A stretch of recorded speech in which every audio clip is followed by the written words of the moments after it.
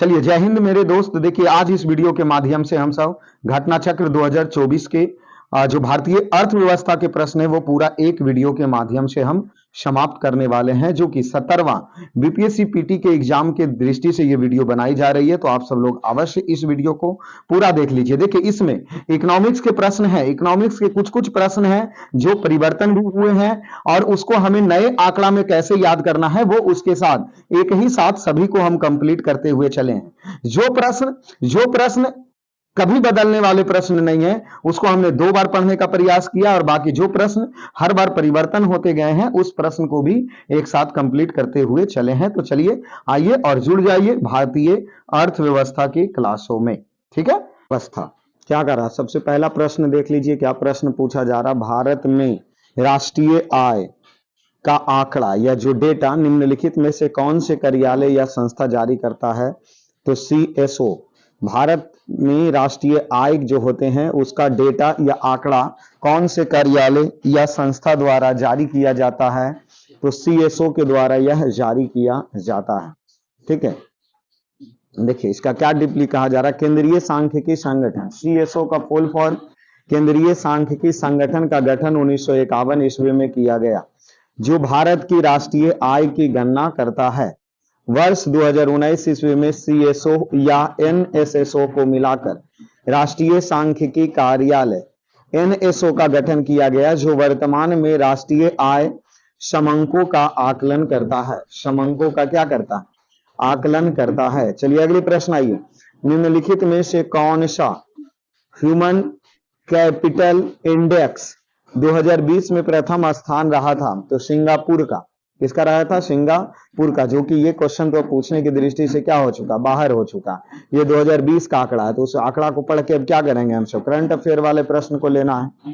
चलिए आज भारतीय केंद्रीय बजट में संस्थागत कृषि साख प्रवाह बढ़ाने के लिए 2020 से 21 के लिए क्या शाखा लक्ष्य निर्धारित किया गया था। तो 15 लाख करोड़। जो भी ये क्वेश्चन की भी वैलिडिटी क्या हो चुकी है, समाप्त हो चुकी है।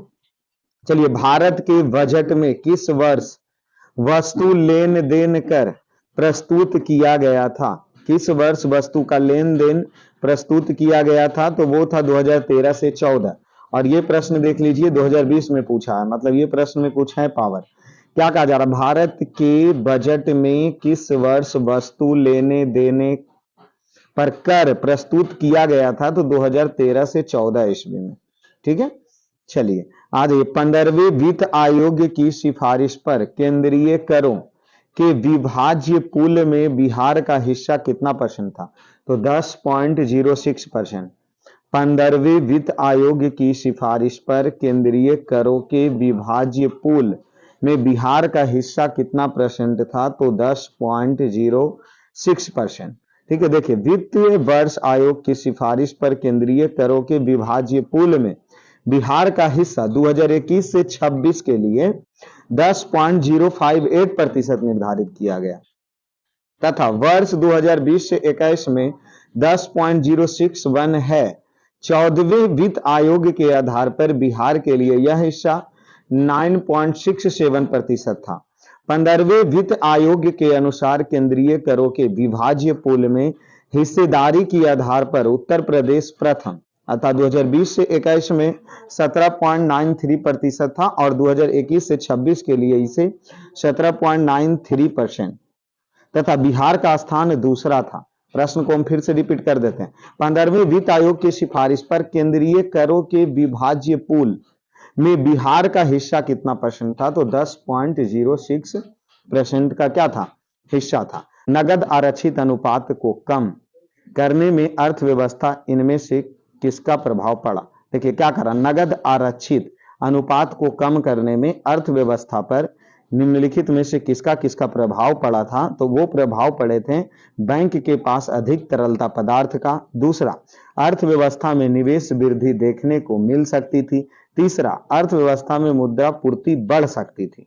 ये तीनों पॉइंट्स प्रभाव पड़े थे, जबकि वास्तविक निवेश दर में गिरावट आई थी। ये बातें गलत है, इस पे प्रभाव नहीं पड़ा था। तो नगद आरक्षित अनुपात को कम करने में अर्थव्यवस्था पर प्रभाव पड़ा, बैंक के पास अधिक तरलता का लाभ होगा, अर्थव्यवस्था में निवेश वृद्धि देखने को मिल सकती है, और तीसरा अर्थव्यवस्था में मुद्रा पूर्ति बढ़ सकती है। ये तीनों चीज देखने के लिए मिला था।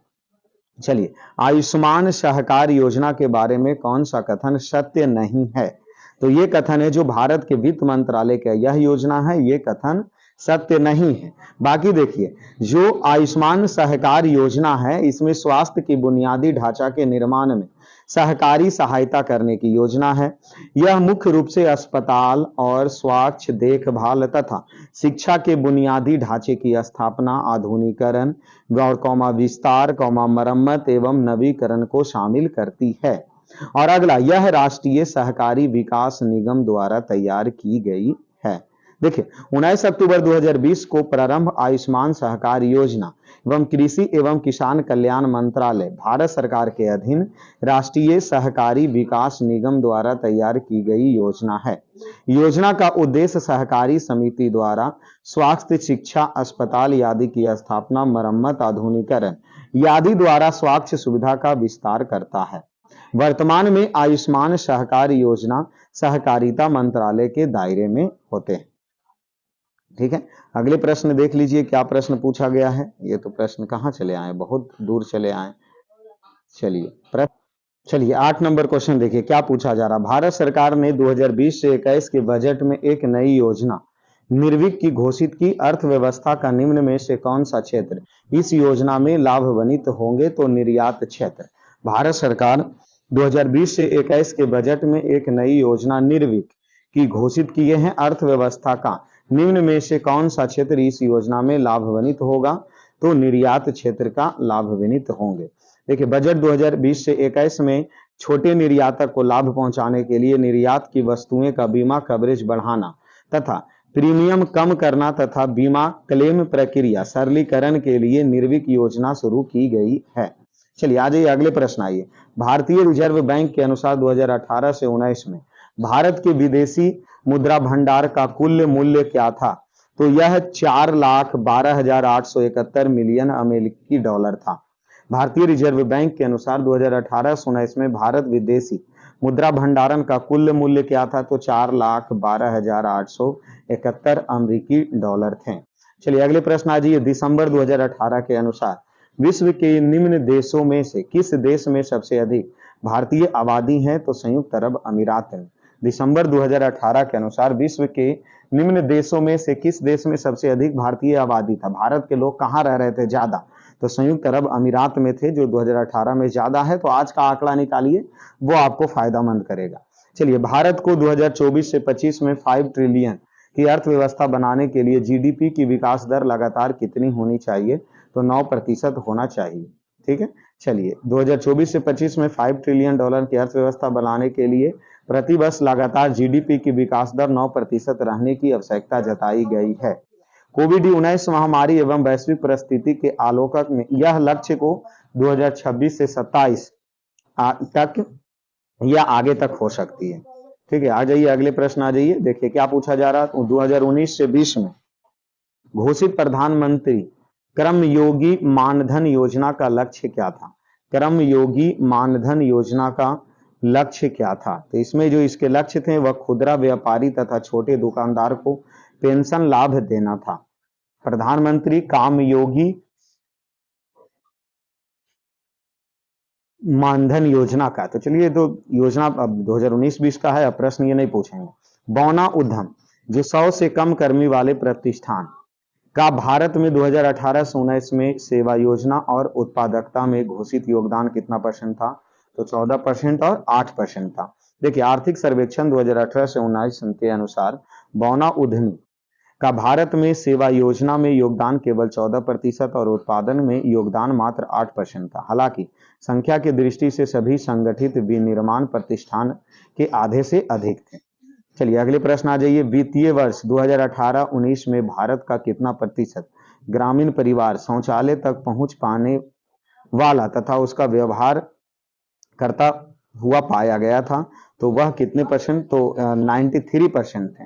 ठीक है, देखिए राष्ट्रीय ग्रामीण सर्वेक्षण 2018 से 19 के आंकड़ा के अनुसार भारत में 93.1% ग्रामीण परिवार का शौचालय तक पहुंच थी तथा जिनकी शौचालय तक पहुंच थी और उनमें से 96.5% उसका उपयोग व्यवहार करते हुए पाए गए थे।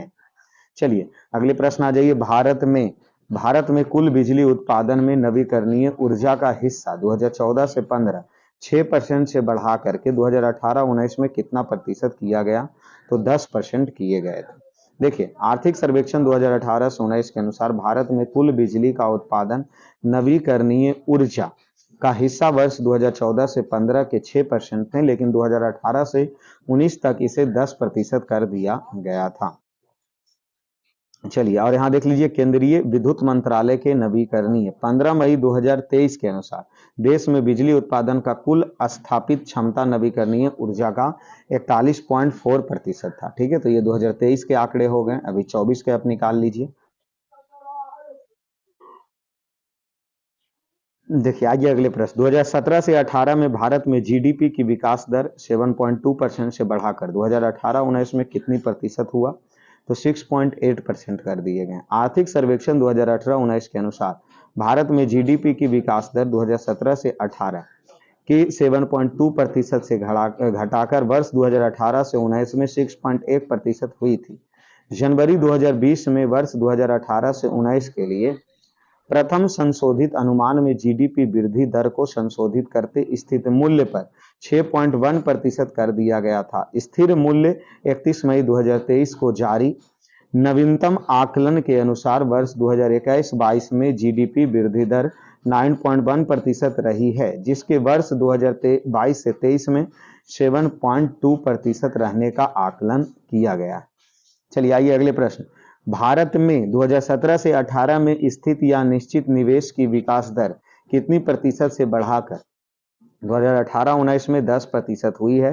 तो 9.3% से बढ़ा करके यह विकास दर 10% 2018-19 में हुआ था। और अब फिलहाल का आंकड़ा आप अवश्य चेक कर लीजिए। ठीक है, 18 नंबर क्वेश्चन देखिए क्या कह रहा।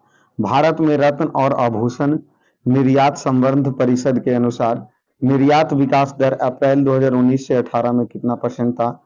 तो 8.5%, जो कि 18-19 का प्रश्न दिया है, तो इसको ज्यादा गौर करने की आवश्यकता नहीं है। अगस्त 2019 में भारत सरकार के वित्त मंत्रालय ने सार्वजनिक क्षेत्रक बैंक की तरलता और उधार व्यवस्था के सुधार के लिए कितना मूलधन करोड़ रुपया डालने की घोषणा की थी? तो 70,000 रुपया।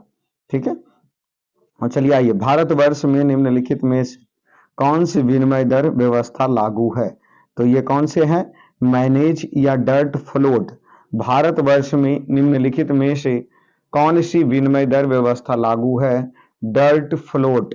देखिए वर्ष 1992 से 93 ईस्वी के बाद भारत में प्रबंधित फ्लोटिंग विनिमय दर प्रणाली अपनाई जा रही है, जो स्वतंत्र फ्लोटिंग एवं पूर्णतः प्रबंधित प्रणाली दोनों का ही सह मिश्रण है। चलिए अगले प्रश्न आइए। निम्नलिखित में कौन सी निवेशक या एजेंसी भारत सरकार की प्रतिभूतियां खरीद सकता है? तो कौन खरीद सकता है? तो रिजर्व बैंक ऑफ इंडिया भी खरीद सकते, कोई व्यक्ति भी खरीद सकता है, वित्तीय संगठन भी खरीद सकते हैं। देखिए क्या कहा, निम्नलिखित में से कौन सी एजेंसी भारत सरकार की प्रतिभूतियां खरीद सकता है? तो रिजर्व बैंक ऑफ इंडिया, व्यक्ति और वित्त प्रतिष्ठान, ये तीनों खरीद सकते हैं। चलिए अगले प्रश्न पे आ जाइए। जैसे देखिए यहाँ क्या, रिजर्व बैंक ऑफ इंडिया, व्यक्ति एवं वित्त प्रतिष्ठान तीनों ही भारत सरकार की प्रतिभूतियां खरीद सकती है। सरकारी प्रतिभूतियां केंद्र और राज्य सरकार द्वारा जारी अनिवार्य रूप से व्यापार योग्य वित्तीय साधन है, जो कर्ज के लिए सरकार के दायित्व को स्वीकार करते हैं। चलिए अगले प्रश्न आइए। रिजर्व बैंक ऑफ इंडिया एक वित्त वर्ष कितनी बार आर्थिक नीति की समीक्षा करता है? तो द्विमासिक। रिजर्व बैंक ऑफ इंडिया एक वित्तीय वर्ष में कितनी बार आर्थिक नीति की समीक्षा करता है? तो द्विमासिक। देखिए भारतीय रिजर्व बैंक के मौद्रिक नीति समिति वैज्ञानिक के आधार पर मौद्रिक नीति की समीक्षा करती है, जिस नीति के अनुसार किसी देश का मुद्रा प्राधिकारी मुद्रा की आपूर्ति का नियमन करता है, उसे मौद्रिक नीति कहते हैं। भारत में यह काम भारतीय रिजर्व बैंक के द्वारा करता है। चलिए आ जाइए अगले प्रश्न पे आइए। रिजर्व बैंक ऑफ इंडिया निम्नलिखित में से किस मुद्रास्फीति सूचकांक का मुद्रास्फीति लक्ष्य के लिए एंकर के रूप में उपयोगी करते हैं? तो CPI reserve bank of India निम्नलिखित में से किस मुद्रास्फीति सूचकांक का मुद्रास्फीति लक्ष्य के लिए एंकर के रूप में कार्य करता है? तो सीपीआई। देखिए, reserve bank of India CPI संयुक्त का मुद्रास्फीति लक्ष्य के लिए एंकर के रूप में उपयोग करती है। उपभोक्ता मूल्य सूचकांक अर्थात सीपीआई खुदरा खरीदार के दृष्टिकोण से मूल्य परिवर्तन को मापता है और सीपीआई के चार प्रकार होते हैं। औद्योगिक श्रमिक का सीपीआई, कृषि मजदूर के लिए सीपीआई, ग्रामीण मजदूर के लिए सीपीआई और सीपीआई। चलिए, निम्नलिखित में से कौन सा समाधान भारतीय कृषि में सुधार प्रदान करता है? तो कौन है जो सुधार प्रदान करता है? तो दो वाले आंसर, सिर्फ किसानों को सुनिश्चित गुणवत्ता वाले बीज का वितरण। निम्नलिखित में से कौन सा समाधान भारतीय कृषि में सुधार प्रदान करता है? तो किसान को सुनिश्चित गुणवत्ता वाले बीज का वितरण करना। देखिए, किसान को सुनिश्चित गुणवत्ता वाले बीज का वितरण करना भारतीय कृषि में सुधार प्रदान करता है। इसके अतिरिक्त बड़े व संगठित भूमि जोत तथा मशीनीकरण की उपलब्धता भी भारतीय कृषि में सुधार प्रदान करता है।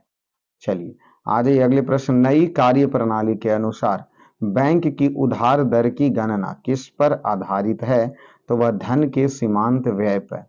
नए कार्य प्रणाली के अनुसार बैंक की उधार दर की गणना किस पर आधारित है? धन की सीमांत व्यय के साथ। नए कार्य प्रणाली के अनुसार बैंक की उधार दर की गणना धन की सीमांत व्यय पर आधारित है। सीमांत व्यय किसी वस्तु के उत्पादन पर लगने वाले ऐसे लागत हैं जो सामान्य उत्पादन के अतिरिक्त किसी वस्तु की अतिरिक्त इकाई निर्मित या उत्पादित करने पर भी उत्पन्न होती है। चलिए अगले प्रश्न आइए। अर्थव्यवस्था में आर्थिक आपूर्ति की रकम निम्नलिखित में से किस समष्टि अर्थशास्त्री चर को प्रभावित करता है? तो वह है जो रोजगार, और शायद लग रहा ऑप्शन ई लिया है। देखिए, क्योंकि इस क्वेश्चन पढ़िए क्या कर रहा है। अर्थव्यवस्था में आर्थिक में आपूर्ति की रकम, मतलब इकोनॉमिक्स में पैसे की कम हो रही है रकम, तो निम्नलिखित में से किस समष्टि अर्थव्यवस्था के चरम को प्रभावित करता है? तो वो प्रभावित तो बहुत सारी चीजों के, जैसे ब्याज दर को भी करेगा, मूल्य स्तर को भी करेंगे, रोजगार को भी करेगा, उत्पादन को भी करेगा। इसीलिए ई ऑप्शन लिया है, एक से अधिक। देखिए, अर्थव्यवस्था में आर्थिक पूर्ति की रकम निम्न समष्टि अर्थशास्त्री चर को प्रभावित करता है। ब्याज दर, मूल्य स्तर, रोजगार, उत्पादन। ठीक है। समष्टि अर्थशास्त्र अर्थशास्त्र के आर्थिक विश्लेषण की वह शाखा है जिसमें अर्थव्यवस्था के बड़े भागों का अध्ययन किया जाता है, अर्थात इसके अंतर्गत ऐसे विशाल समूह का अध्ययन किया जाता है जो संपूर्ण अर्थव्यवस्था को प्रदर्शित करते हैं, जैसे कुल आय, कुल उत्पादन को। चलिए आ जाइए अगले प्रश्न का। देश के विभिन्न स्थलों या घटनाओं को देखने के लिए भारत में विदेशियों की यात्रा या अर्थनैतिक दृष्टि से निम्नलिखित में से किसके समान मानी जाती है? तो निर्यात के। देश के विभिन्न स्थलों या घटनाओं को देखने के लिए भारत में विदेशियों की यात्रा अर्थनैतिक दृष्टि से निम्नलिखित में से किसके समान मानी जाती है? तो वह मानी जाती है निर्यात के। चलिए आ जाइए अगले प्रश्न। आ जाइए। देश के विभिन्न स्थलों या घटनाओं को देखने के लिए भारत में विदेशियों की यात्रा अर्थनैतिक दृष्टि से निर्यात के समान मानी जाती है। निर्यात को एक देश में निर्मित वस्तुओं एवं सेवाओं के रूप में समझाया जाता है और दूसरे देश के नागरिक द्वारा अधिग्रहित किए जाते हैं। ठीक है। अगले प्रश्न है, विश्व बैंक की स्थापना कब हुई थी? तो 1944 ईस्वी में। विश्व बैंक की स्थापना कब हुई थी? 1944 ईस्वी में। विश्व बैंक एक अंतर्राष्ट्रीय वित्तीय संस्था है जो विभिन्न परियोजनाओं को संचालित करने हेतु निम्न एवं मध्यम आय वाले देशों को वित्तीय ऋण एवं अनुदान प्रदान करता है। इसकी स्थापना वर्ष 1944 ईस्वी में किया गया और इसका मुख्यालय वाशिंगटन डीसी में है। चलिए आ जाइए अगले प्रश्न। केंद्र सरकार द्वारा राज्य तथा स्थानीय निकाय को पूंजीगत परिसंपत्ति के विकास के लिए दिया गया अनुदान केंद्रीय बजट में किसके अंतर्गत वर्गीकृत किया जाता है? तो राजस्व व्यय के। क्या पूछा जाए? केंद्र सरकार द्वारा राज्य तथा स्थानीय निकाय को पूंजीगत परिसंपत्ति के विकास के लिए दिया गया अनुदान केंद्रीय बजट में किसके अंतर्गत वर्गीकृत किया जाता है? तो राजस्व व्यय के अंतर्गत वर्गीकृत किए जाते हैं। आइए, केंद्र सरकार द्वारा राज्य तथा स्थानीय निकाय को पूंजीगत परिसंपत्ति के विकास के लिए दिया गया अनुदान केंद्रीय बजट में राजस्व व्यय के अंतर्गत वर्गीकृत किया जाता है। राजस्व व्यय से अभिप्राय सरकार द्वारा एक वित्तीय वर्ष में किए जाने वाले उस अनुमानित व्यय से है जिसके फलस्वरूप ना तो परिसंपत्तियां का निर्माण होता है और ना ही देयताओं में कमी आती है। ठीक है, अगले प्रश्न आइए। राष्ट्रीय बचत प्रमाण पत्र की बिक्री से प्राप्त हुई राशि भारत सरकार के किस खाते में जमा होती है? तो वह भारत का सार्वजनिक निधि में।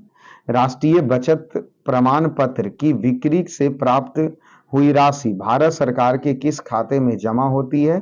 तो भारत का सार्वजनिक निधि से यह जमा होती है। देखिए, राष्ट्रीय बचत प्रमाण पत्र की बिक्री से प्राप्त हुई राशि भारत सरकार के सार्वजनिक खाते से जमा होती है। भारत सरकार के कोष 3 भाग में रखा जाता है: भारत में संचित निधि, भारत में आकस्मिक निधि या भारत के लोक लेखा निधि में। चलिए अगले प्रश्न आइए। भारत सरकार को राजकोषीय घाटा निम्नलिखित में से किसके बराबर होते हैं? तो कर्ज बनाने वाली पूंजीगत प्राप्ति के। भारतीय सरकार का राजकोषीय घाटा निम्नलिखित में से किसके बराबर होती है? तो कर्ज बनाने वाले पूंजीगत प्राप्ति के। देखिए, भारत सरकार का राजकोषीय घाटा कर्ज बनाने वाले पूंजीगत प्राप्ति के बराबर होता है। राजकोषीय घाटा सरकार के कुल व्यय और उसके कुल राजस्व के बीच के अंतर है। चलिए आ जाइए अगले प्रश्न। क्या कहा जा रहा? वस्तु एवं सेवाएं कर जीएसटी के संदर्भ में, जीएसटी के संदर्भ में राजस्व तटस्थ कर दर का अर्थ क्या होता है? क्या बोला जा रहा? वस्तु तथा सेवा कर जीएसटी के संदर्भ में राजस्व तटस्थ कर दर का अर्थ क्या होता है? तो वह दर जिस पर ब्याज एवं केंद्र के लिए कर राजस्व जीएसटी से पहले के समान रहे। क्या बोला जा रहा? वस्तु एवं सेवा कर जो जीएसटी है के संदर्भ में राजस्व तटस्थ कर दर का अर्थ क्या होता है? वह दर जिस पर राज्य एवं केंद्र के लिए राजस्व जीएसटी से पहले के समान रहे। ठीक है, देखिए, वस्तु एवं सेवा कर जीएसटी के संदर्भ में राजस्व तटस्थ कर दर का अर्थ है कि वह दर जिस पर राज्य एवं केंद्र के लिए कर राजस्व जीएसटी से पहले के समान रहे। वस्तु एवं सेवा कर भारत में 1 जुलाई 2017 ईस्वी को लागू एक अप्रत्यक्ष कर की व्यवस्था है। अगले प्रश्न पे आइए। भारत में कृषि फसल वर्ष की अवधि क्या होती है? तो 1 जुलाई से 30 जून। भारत में कृषि फसल वर्ष की अवधि होती है 1 जुलाई से 30 जून। देखिए, भारत में कृषि फसल की अवधि 1 जुलाई से 30 जून तक होती है। फसल वर्ष का उपयोग खेती की भूमि को प्रदर्शित करने के लिए किया जाता है। प्रत्येक राज्य का फसली वर्ष उस राज्य की जलवायु पर आधारित होते हैं। अगले प्रश्न ये, भारत के राष्ट्रीय आय की गणना किसके द्वारा की जाती है? तो केंद्रीय सांख्यिकी संगठन। भारत में राष्ट्रीय आय की गणना केंद्रीय सांख्यिकी संगठन के द्वारा किया जाता है। इसकी स्थापना 1951 ईस्वी में हुआ था। चलिए, भारत की जनसंख्या वृद्धि के संबंध में किस वर्ष को महान विभाजक वर्ष माना जाता है? तो 1921 ईस्वी को। देखिए, वर्ष 1921 ईस्वी के बाद भारत की आबादी बढ़ती चली गई। वर्ष 1921 ईस्वी से पहले कभी भारत की जनसंख्या काफी बढ़ जाती थी तो कभी घट जाती थी। इस वजह से 1921 ईस्वी को साल को महान विभाजक वर्ष या द ग्रेट डिवाइड कहा जाता है। चलिए, सब इंपॉर्टेंट प्रश्न है। निम्नलिखित में से कौन भारतीय नियोजन का उद्देश्य नहीं है? तो जनसंख्या वृद्धि। भारतीय नियोजन का उद्देश्य नहीं है तो जनसंख्या वृद्धि। देखिए, निर्धारित तथा बेरोजगारी दूर, औद्योगिक विकास, आत्मनिर्भरता और रोजगार सृजन भारतीय आर्थिक नियोजन का प्रमुख उद्देश्य था, परंतु जनसंख्या वृद्धि करना इसका उद्देश्य नहीं था। चलिए आ जाइए अगले प्रश्न। किस इकाई मूल्य कागजी स्वर्ण के रूप में जानी जाती है? तो यूरो डॉलर। कागजी स्वर्ण के रूप में किसे जाना जाता है? तो यूरो डॉलर को। देखिए, सोना या कागजी मुद्रा जो कि तय कीमत पर सोने में परिवर्तनीय है जिसका इस्तेमाल अंतर्राष्ट्रीय भुगतान करने में एक एक साधन के रूप में किया जाता है, वह अमेरिकी डॉलर को कागजी स्वर्ण के रूप में जाना जाता है। चलिए अगले प्रश्न आइए, निम्नलिखित कथनों में कौन से कथन सही नहीं है? तो सही नहीं वाला ऑप्शन ए ही है, जो कि मानव विकास रिपोर्ट विश्व बैंक के द्वारा एक आधिकारिक रूप से जारी किया जाता। ये बातें गलत है। देखिए सही क्या है, जन्म से जीवन प्रति आस्था आयु के द्वारा आयु का आकलन मापता है, मतलब कितने आयु हुए हैं जन्म से जोड़ा जाता है। पौध साक्षरता दर के द्वारा ज्ञान को मापा जाता है, ये भी सही है। जीवन स्तर की माप क्रय शक्ति क्षमता के द्वारा समायोजित अमेरिकी डॉलर के रूप में प्रति व्यक्ति सकल घरेलू उत्पाद के द्वारा किया जाता है, ये भी सही है। देखिए मानव विकास रिपोर्ट हर साल संयुक्त राष्ट्र, मतलब यहाँ जो पहला ऑप्शन दिया था कि मानव विकास रिपोर्ट कौन है, विश्व बैंक जारी करता है, ये गलत बात है।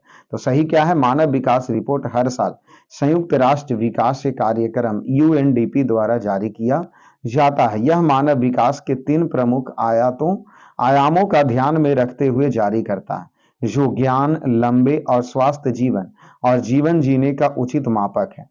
ठीक है, एचडीआई रिपोर्ट पहली वर्ष 1990 ईस्वी में जारी किया गया था। देखिए राजकोषीय घाटा की नई परिभाषा को सुझाव दिया गया है, तो क्या चेलैया समिति के द्वारा राजकोषीय घाटा की नई परिभाषा का सुझाव दिया गया है चेलैया समिति के द्वारा।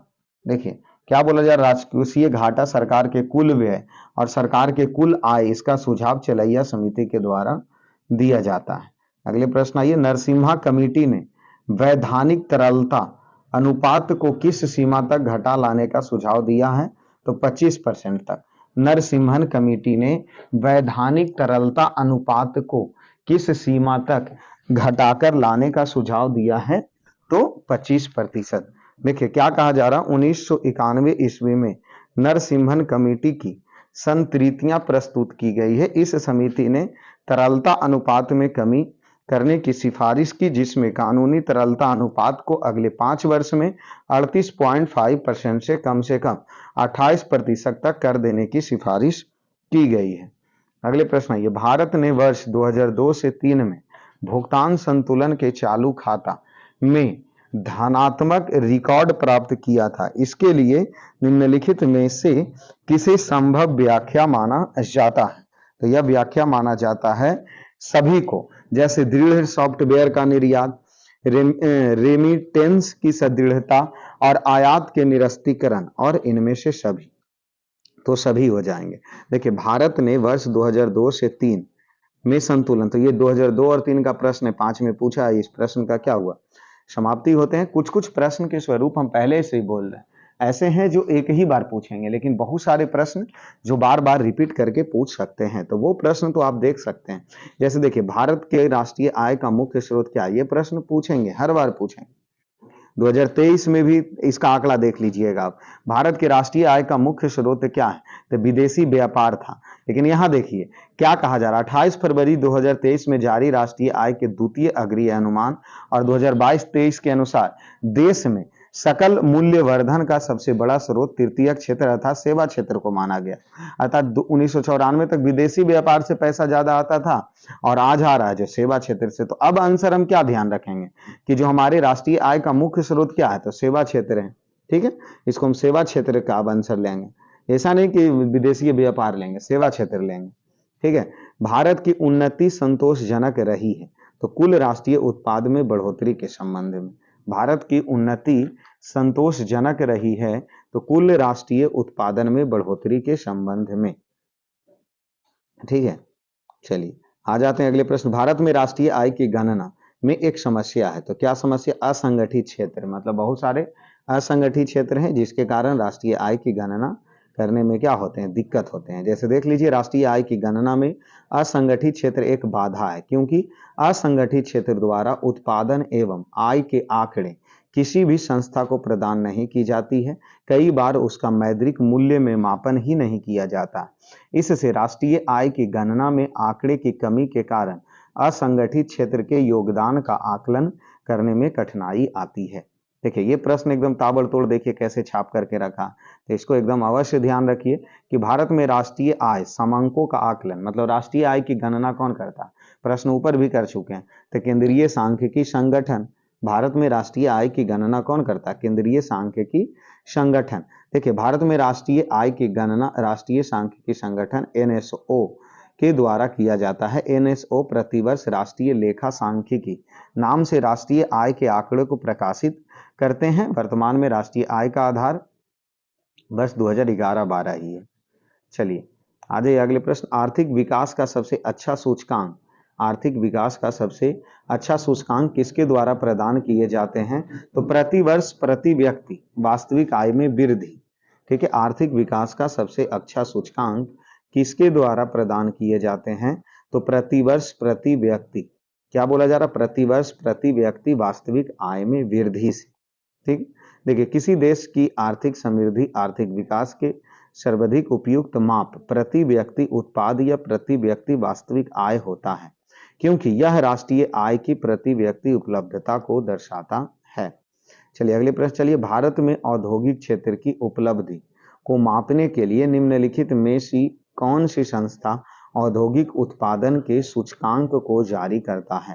भारत में औद्योगिक क्षेत्र की उपलब्धियों को मापने के लिए निम्न में से कौन सी संस्था औद्योगिक उत्पादन के सूचकांक को जारी करता है, तो यह जारी करता ई नंबर ऑप्शन, अर्थात इनमें से अधिक होगा। देखिए कैसे, भारत में औद्योगिक उत्पादन सूचकांक की गणना राष्ट्रीय आय सांख्यिकी संगठन अर्थात एनएसओ के आर्थिक सांख्यिकी द्वारा प्रदान किया जाता है, वही इसे जारी करता, अर्थात इसमें सांख्यिकी संगठन एनएसओ नहीं दिया, इसीलिए इनमें से कोई नहीं लिया होगा। देख लीजिए सांख्यिकी संगठन नहीं दिया हुआ, ठीक है, एनएसओ जारी करता है, राष्ट्रीय सांख्यिकी संगठन। ठीक है, चलिए बिहार का प्रति व्यक्ति शुद्ध राज्य घरेलू उत्पाद स्थित कीमतों पर देश की तुलना में कम है।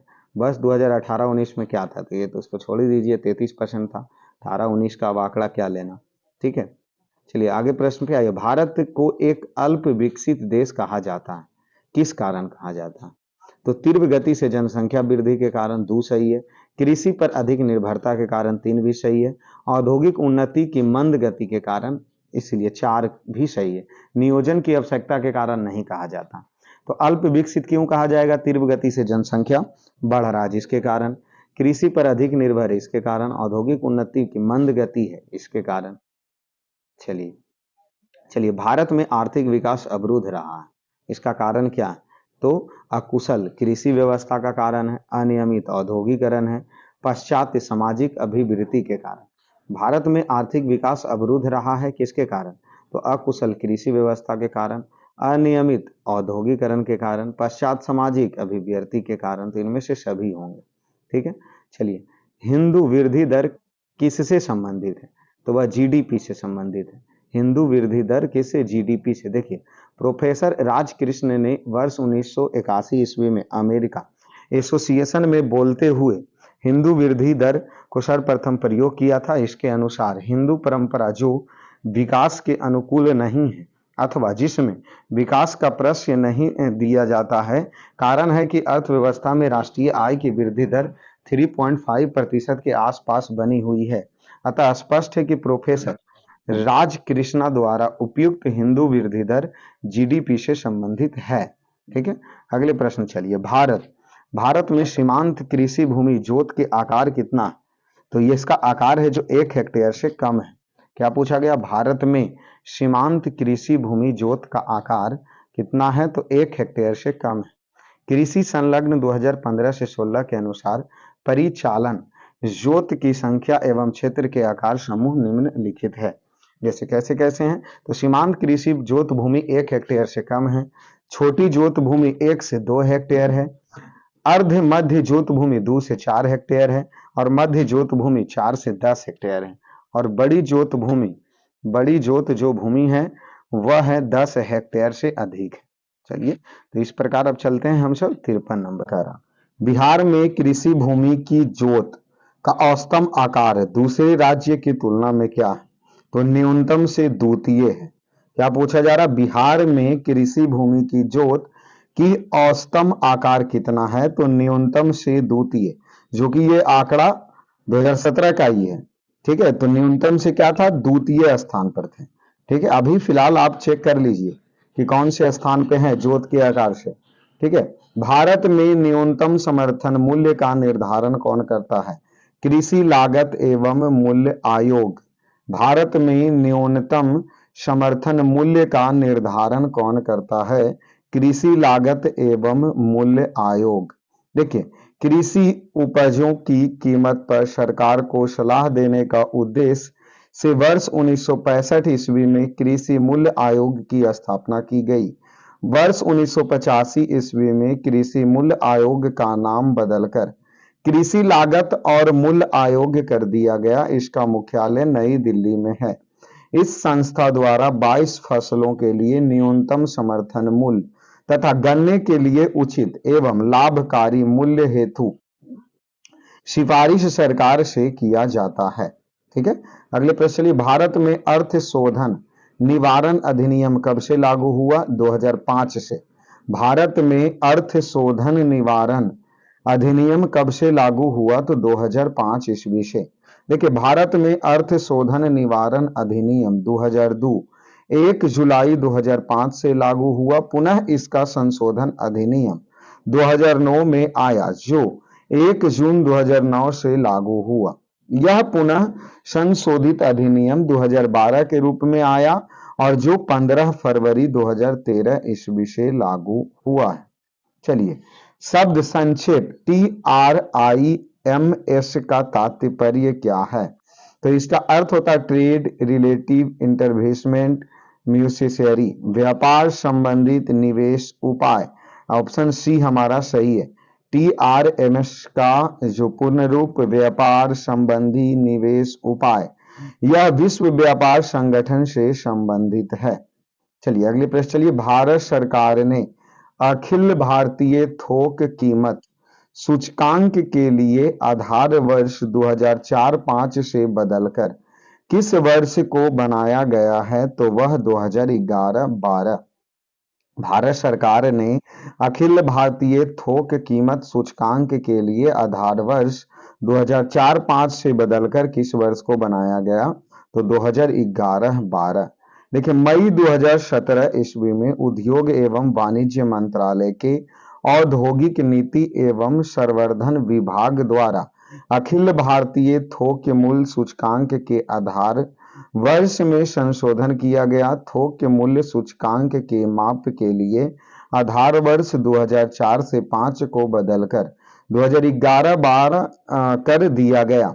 इससे पूर्व जो 92-53 थे, फिर 61-62, फिर 70-71 और 81-84, 90, 93-94, 2004-5 थोक मूल्य सूचकांक का आधार वर्ष रहा है, लेकिन इसे 2011-12 जो कि 7वां वर्ष संशोधन किया गया। और ये प्रश्न 17 का ही पूछा गया है, तो अबर का आंकड़ा आप देख लीजिए कि फिर से 2011-12 को संशोधित करके किस वर्ष लागू किया गया, ये प्रश्न आपके पूछेंगे। चलिए आ जाइए, भारत के किस राज्य की वर्तमान मूल्यों पर नवीनतम प्रति व्यक्ति आय न्यूनतम है, तो वह बिहार का। भारत के किस राज्य की वर्तमान मूल्य पर नवीनतम प्रति व्यक्ति आय न्यूनतम है, तो वह बिहार का। ठीक है, 2023-22-23 तक भी बिहार का ही स्थान था। चलिए अगले प्रश्न आइए, बिहार में नवीनतम वार्षिक प्रति व्यक्ति बिजली का उपभोग कितना है, तो वह काफी न्यूनतम है। बिहार में नवीनतम वार्षिक प्रति व्यक्ति बिजली का उपभोग न्यूनतम है। चलिए आज अगले प्रश्न पे, निम्नलिखित राज्यों पर विचार करें, पंजाब, उत्तर प्रदेश, आंध्र प्रदेश, पश्चिम बंगाल। अब इसमें से क्या दिया गया और किस में, तो भारत में चावल उत्पादन में प्रमुख, तो साफ चावल सबसे ज्यादा पश्चिम बंगाल में होता है। लेकिन ये प्रश्न 2022, तो चावल का 1 नंबर में कौन दिया, हाँ तो सही तो दिया पश्चिम बंगाल, यहाँ डी नहीं बी होगा। अच्छा, क्या कौन से क्रम में सजा, आरोही क्रम, आरोही मतलब बढ़ते क्रम। चलिए बहुत अच्छा, तो पश्चिम बंगाल लास्ट में होंगे, तो देख लीजिए ऑप्शन डी में है पश्चिम बंगाल लास्ट में। तो आंध्र प्रदेश से ज्यादा चावल पंजाब में, पंजाब से ज्यादा उत्तर प्रदेश और सबसे ज्यादा पश्चिम बंगाल में उत्पादन होता है। चलिए, भारत के किस राज्य में कपास का औसतम उत्पादन सर्वाधिक है? तो देखिए, कपास का सर्वाधिक औसतम उत्पादन 2017 के अनुसार ऑप्शन ई लिया है। कैसे, जो देख लीजिए कि बोला जा रहा है 2022 के अनुसार 2021-22 में कपास का सर्वाधिक उत्पादन राजस्थान था, तथा उसके बाद गुजरात हो गया, फिर तेलंगाना हो गए। 21-22 में कपास उत्पादक में गुजरात, महाराष्ट्र एवं तेलंगाना है। और अभी आप प्रश्न काल मतलब अभी 2024 के लिए आप चेक कर लीजिए कि कपास का औसतम उत्पादन सबसे ज्यादा किस राज्य में है, वही आपका क्या हो जाएगा, आंसर हो जाएगा। निम्न में से कौन सा 20वीं शताब्दी के 60वें दशक के अंतिम दौर की हरित क्रांति की प्रकृति का सबसे उचित वर्णन करता है? तो वह बीज, उर्वरक, जल तकनीक ये करता है। देखिए, 20वीं शताब्दी के 60वें दशक के अंत दौर की हरित क्रांति की प्रकृति का सबसे उचित वर्णन इस प्रकार है। उच्च पैदावार किस्म की बीज, उर्वरक, सिंचाई हेतु पानी, कृषि मशीनरी, कीटनाशक का प्रयोग तथा किसान के कृषि ज्ञान आदि ने कृषि के क्षेत्र में उल्लेखनीय परिवर्तन लाया है, जिसे तकनीक रूप से हरित क्रांति या कृषि क्रांति का रूप माना जाता है। चलिए अगला प्रश्न देखिए क्या कर रहा है। बिहार में प्रति 1 लाख जनसंख्या पर सड़क की लंबाई कितनी है? तो न्यूनतम है। बिहार में प्रति 1 लाख जनसंख्या पर सड़क की लंबाई कितना है? तो वह न्यूनतम है। देखिए, बिहार आर्थिक समीक्षा 2019-20 के अनुसार 2017 में राष्ट्रीय औसत पर प्रति 1 लाख लोगों का लगभग 346 किलोमीटर सड़क है। वही बिहार में यहाँ 181 किलोमीटर प्रति लाख व्यक्ति हैं, जो राष्ट्रीय औसत से कम है तथा राज्य में न्यूनतम स्थान है। बिहार आर्थिक समीक्षा 2022-23 के अनुसार वर्ष 2019 में बिहार में प्रति 1000 वर्ग किलोमीटर भौगोलिक क्षेत्र पर 3166.9 किलोमीटर का पथ घनत्व था। इस संदर्भ में बिहार का केरल 6690.3 किलोमीटर और पश्चिम बंगाल में 3198.4 किलोमीटर के बाद देश में तीसरा स्थान है। देश का राष्ट्रीय औसतम 1652.3 किलोमीटर प्रति 1000 वर्ग किलोमीटर का है। आ जाइए, निम्नलिखित में कौन सा उपागम प्रोफेसर अमर्त्य सेन से संबंधित है? तो वह सक्षमता उपागम। निम्नलिखित में से कौन सा उपागम प्रोफेसर अमर्त्य सेन से संबंधित है? तो सक्षमता उपागम। देखिए, सक्षमता उपागम का विकास 1980 ईस्वी के दशक में कल्याणकारी अर्थशास्त्र के वैकल्पिक दृष्टिकोण के रूप में हुआ है। सक्षमता उपागम का मुख्य ध्येय व्यक्ति की स्वतंत्रता, कल्याण की बहुआयामी प्रकृति का विकास करना एवं व्यक्तिगत विषमता को दूर करना। प्रोफेसर अमर्त्य सेन इस दृष्टिकोण के प्रमुख अर्थशास्त्री हैं, जिन्हें कल्याणकारी अर्थशास्त्र हेतु वर्ष 1998 में अर्थशास्त्र का नोबेल पुरस्कार दिया गया था। ठीक है, चलिए अगले प्रश्न पे आइए। यह सत्य होगा कि भारत को परिभाषित किया जाए, किससे परिभाषित किया जाए? तो एक श्रम आधिक्य वाली अर्थव्यवस्था के रूप में। यह सत्य होगा कि भारत को परिभाषित किया जाए एक श्रम आधिक्य वाली अर्थव्यवस्था के रूप में। चलिए, भारत में जनसंख्या की अधिकता के कारण ही इसे एक श्रम आधिक्य वाली अर्थव्यवस्था के रूप में परिभाषित किया जाता है। अगले प्रश्न है, भारत के सकल घरेलू उत्पाद में कृषि एवं उससे संबंधित प्रक्षेत्र का अंश कितना है? तो 15%। भारत के सकल घरेलू उत्पाद में कृषि एवं उससे संबंधित प्रक्षेत्र का अंश कितना है? तो 15% उसका क्या है? अंश है। ठीक है, ये जो 2022-23 में इसका 18% अंश हो गया। ठीक है, प्रश्न 2008 मतलब बहुत पहले का प्रश्न पूछा, लेकिन 2023 में इसका 18.3% हो गया। चलिए, निम्नलिखित में से कौन सा राष्ट्रीय खाद्य सुरक्षा मिशन में शामिल नहीं है? तो तिलहन। बाकी गेहूं, चावल, दाल ये सब खाद्य फसल हैं, तिलहन खाद्य फसल नहीं है। ठीक है, चलिए अगले प्रश्न पे चलिए। देखिए क्या कहा जा रहा, भारत में खाद्य प्रबंधन का निम्न में से कौन सा उद्देश्य नहीं है? तो खाद्यान्नों का निर्यात करना। भारत में खाद्य प्रबंधन निम्न में से कौन सा उद्देश्य नहीं है? तो खाद्यान्नों का निर्यात करना ये उद्देश्य खाद्य प्रबंधन का नहीं है। तो है कौन कौन? खाद्यान्नों का वितरण, खाद्यान्नों का खरीद एवं खाद्यान्नों का बफर स्टॉक में रख रखाव, ये सब खाद्यान्न प्रबंधन के क्या है? नियम हैं। चलिए, किस वर्ष कृषि और संबंध क्षेत्र की वार्षिक औसत वृद्धि दर स्थिर मूल्य का नकारात्मक हो गई थी? तो वह 2002 और 3 में ये क्या हो गया था? नकारात्मक हो गया था। चलिए, भारत के केंद्रीय बजट में संस्थागत कृषि साख का प्रवाह बढ़ाने के लिए 2021-22 के लिए क्या साख लक्ष्य रखा गया है? तो 15 लाख करोड़ रुपया। ठीक है, तो 2021-22 का है प्रश्न, डेट हो चुकी। ये सब प्रश्न आने वाले नहीं है, फिर भी हमें पूरी प्रश्न को देखना है। ठीक है, चलिए आज ये निम्न में से क्या 71 नंबर प्रश्न देखिए, निम्न में से कथनों पर क्या कीजिए? विचार कीजिए। पहला दिया वर्षा बीमा भारतीय कृषि बीमा कंपनी लिमिटेड द्वारा किया जाता है। दूसरा, यह योजना वर्ष 2007 के दौरान 10वीं पश्चिमी मानसून अवधि में शुरू की गई है। तो इसमें है जो केवल एक सही है। वर्षा बीमा भारतीय कृषि बीमा कंपनी लिमिटेड द्वारा शुरू किया जाता है। ठीक है, चलिए, वर्षा बीमा भारतीय कृषि बीमा कंपनी लिमिटेड द्वारा वर्ष 2004 में 10वीं पश्चिमी मानसून अवधि में शुरू की गई थी।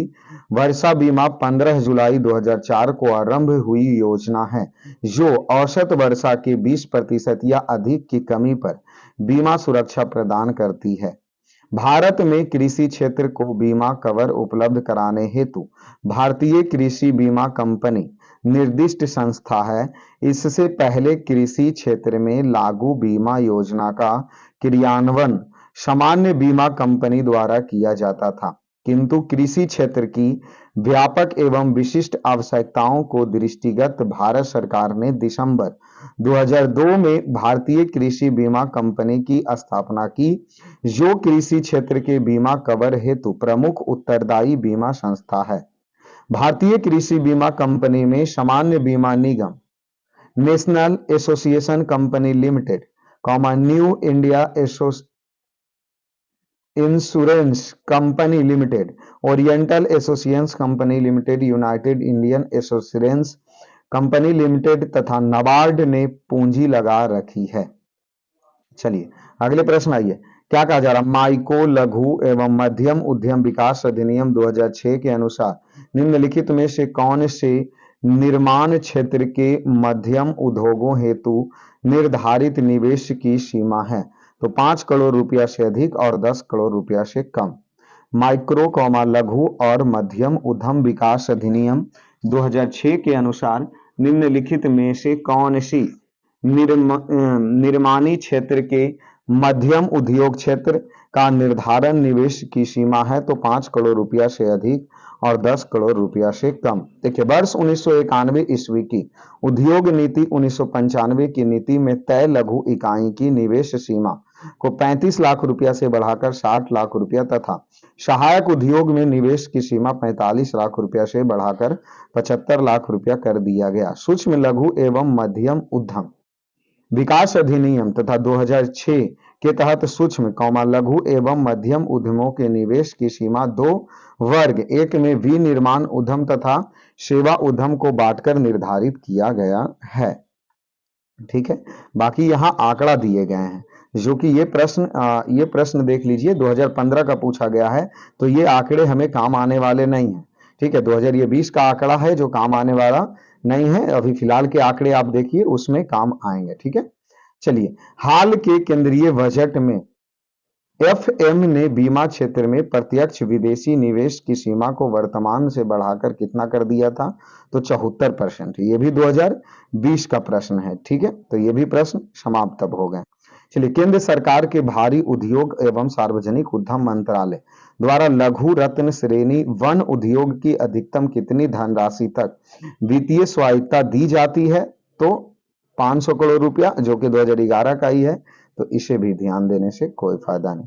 देखिए, सरकारी व्यय को नियंत्रित करने का प्राधिकारी है किसके पास है? तो वित्त मंत्रालय। ये प्रश्न इंपॉर्टेंट है।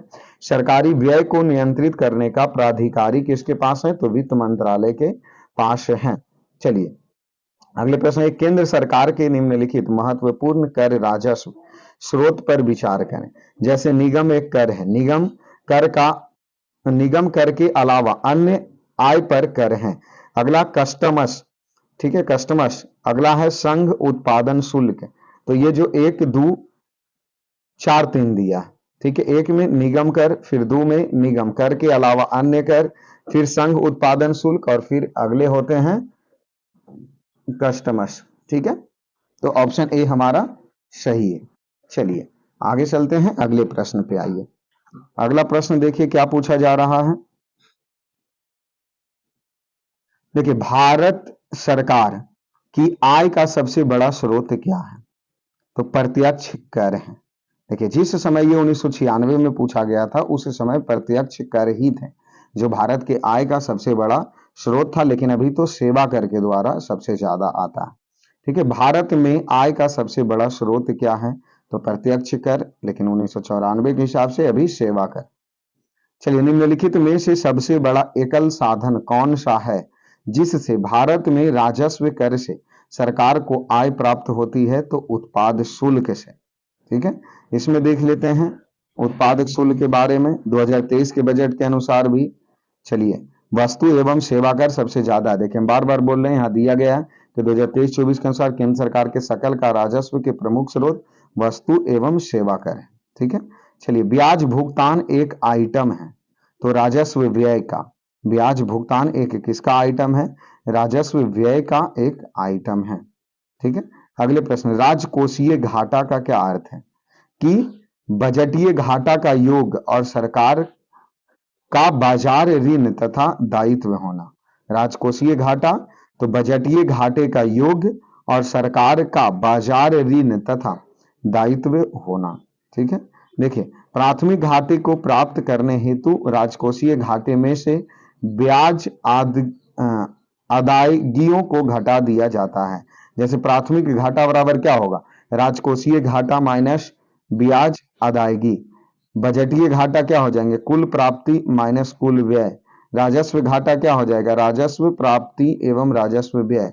राजकोषीय घाटा क्या हो जाएंगे? बजटीय घाटा प्लस सरकार का ऋण एवं अन्य देयताएं। राजकोषीय घाटा बराबर राजस्व प्राप्ति कौमा ऋण से प्राप्ति एवं अन्य प्राप्ति माइनस कुल व्यय, ये घाटा निकल जाएगा। ठीक है, चलिए आइए, भारत में राजस्व घाटे से तात्पर्य है, तो कौन सा तात्पर्य है? तो भारत सरकार को अपने उन व्यय का वित्त पोषण के लिए उधार लेने की आवश्यकता है जो पूंजीगत परिसंपत्तियों का निर्माण नहीं करते हैं। चलिए अगले प्रश्न, निम्नलिखित में से कौन सा भारत के बजट 2023-24 की प्राथमिकताओं में सम्मिलित नहीं है? तो यह जो सम्मिलित है वह विनिवेशन नहीं है। 2022-23 की प्राथमिकताओं में सम्मिलित क्या नहीं है? तो विनिवेशन है जो सम्मिलित नहीं है। देखिए संघीय बजट के अनुसार, संघीय बजट 2022-23 के अनुसार, तो ये 22-23 का प्रश्न है, तो इस प्रश्न को तो अभी 23-24 वाले प्रश्न में यहां देख लीजिए कि 23-24 में 7 प्राथमिकताओं अपनाई गई है जो सप्तर्षि की भांति कार्य करते हैं। ये 7 प्राथमिकता इस प्रकार है: समावेशी विकास, अंतिम व्यय तक पहुंच, अवसंरचना पर निवेश, क्षमता के सामने लाया, हरित विकास, युवा शक्ति, वित्तीय क्षेत्र। अगले प्रश्न आइए, वित्तीय वर्ष 2021-22 में भारत में टैक्स जीडीपी का अनुपात क्या था? तो 21-22 का पूछा है, तो 21-22 के पढ़ने से कोई फायदा नहीं, इसलिए ई लिए 10.8% था इसका उस समय। ठीक है, लेकिन अभी इधर 22-23 वाले में 11.1% है 22-23 में। अभी 23-24 वाले आप आंकड़ा देख लीजिए। चलिए वस्तु वर्गीकरण और समूह के अनुसार विश्वव्यापी निर्यात में भारत का हिस्सा वर्ष 2018 में कितना था? तो 1.7% था। अब 2018 का ही है, कोई फायदा नहीं इस प्रश्न को रिपीट करने से। चलिए आ जाइए, केंद्रीय बजट 2021 के अनुसार, तो 21 का राजकोषीय घाटा पूछा था जो कि 22 के सकल घरेलू उत्पाद में कितना परसेंट आकलन किया गया था? 6.8%। प्रश्न समाप्त। इसको भी ध्यान रखने से कोई फायदा नहीं। ये प्रश्न देख लीजिए, प्रभावी राजस्वीय घाटा किस केंद्रीय बजट में पेश किया गया था? तो वह 2011-12 में जो है वो प्रभावी राजस्व घाटा पेश किया गया था। 15 में ये पूछा गया। चलिए संशोधित मूल्य वर्धित कर का संबंध किससे है? उत्पाद कर से। संशोधित मूल्य वर्धित कर का संबंध उत्पाद कर से है। भारत में सेवा कर किस वर्ष प्रारंभ किया गया था? 1994-95 में। सेवा कर 1994-95 में। यहाँ के स्तंभ 1 को 2 से मिलाना है, यहाँ देख लीजिए, आ जाइए, यहाँ जल्दी से क्लियर हो जाएंगे। राष्ट्रीय कृषि नीति 2000 में, समुद्री मत्स्य नीति 2004 में, निवेशी विदेशी व्यापार नीति 2014 में, 7वां वित्तीय आयोग 1978 में किया गया था। ठीक है, फिर से यहाँ मिलान करना है, कौन से स्तंभ 1 और स्तंभ 20 है। देखिए, जैसे देखिए, ओपन जनरल लाइसेंस है जो विदेशी व्यापार को दिया जाता है, ओपन जनरल लाइसेंस विदेशी व्यापार के। ट्राइसिम जो है रोजगार के लिए दिया जाता है। थोक मूल्य सूचकांक मुद्रास्फीति के लिए दिया जाता है। नगदी रिजर्व अनुपात है जो ऋण नियंत्रण के लिए दिया जाता है। देखिए, भारत में बजट घाटे को पूरा करने के तदर्थ ट्रेजरी बिल प्रणाली को समाप्त कर दिया था। तो कब समाप्त कर दिया गया था? ट्रेजरी बिल को समाप्त कर दिया गया था 31 मार्च 1997 ईस्वी को। देखिए, एडहॉक ट्रेजरी बिल को भारत में शुरुआत वर्ष 1955 में हुई थी, जिसे रिजर्व बैंक के नाम से ही निर्गत होते थे तथा सरकार के अत्यंत ही अस्थायी फंड संबंधित आवश्यकताओं की पूर्ति के लिए निर्गमित किया जाता था। इसका प्रत्यक्ष एवं तत्काल मौद्रीकरण हो जाती थी, क्योंकि इसके निर्गमित होने के साथ ही रिजर्व बैंक के संपत्ति बढ़ जाती थी और अनुषंगी रूप से मुद्रा दायित्व में वृद्धि होती थी।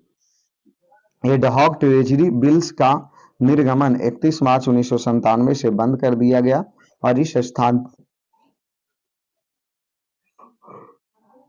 आर्थोपाई अग्रिम की योजना लागू किए गए थे। चलिए, भारत में मध्य अर्धशतक में अपनाए गए महालनोबिस प्लान मॉडल का उद्देश्य क्या था? तो इसका उद्देश्य जो था, भारी उद्योग की स्थापना करना जो पूंजी सघन थे। भारत में मध्य अर्धशतक में अपनाए गए महालनोबिस प्लान मॉडल का उद्देश्य क्या था? भारी उद्योगों की स्थापना करना जो पूंजी सघन थे।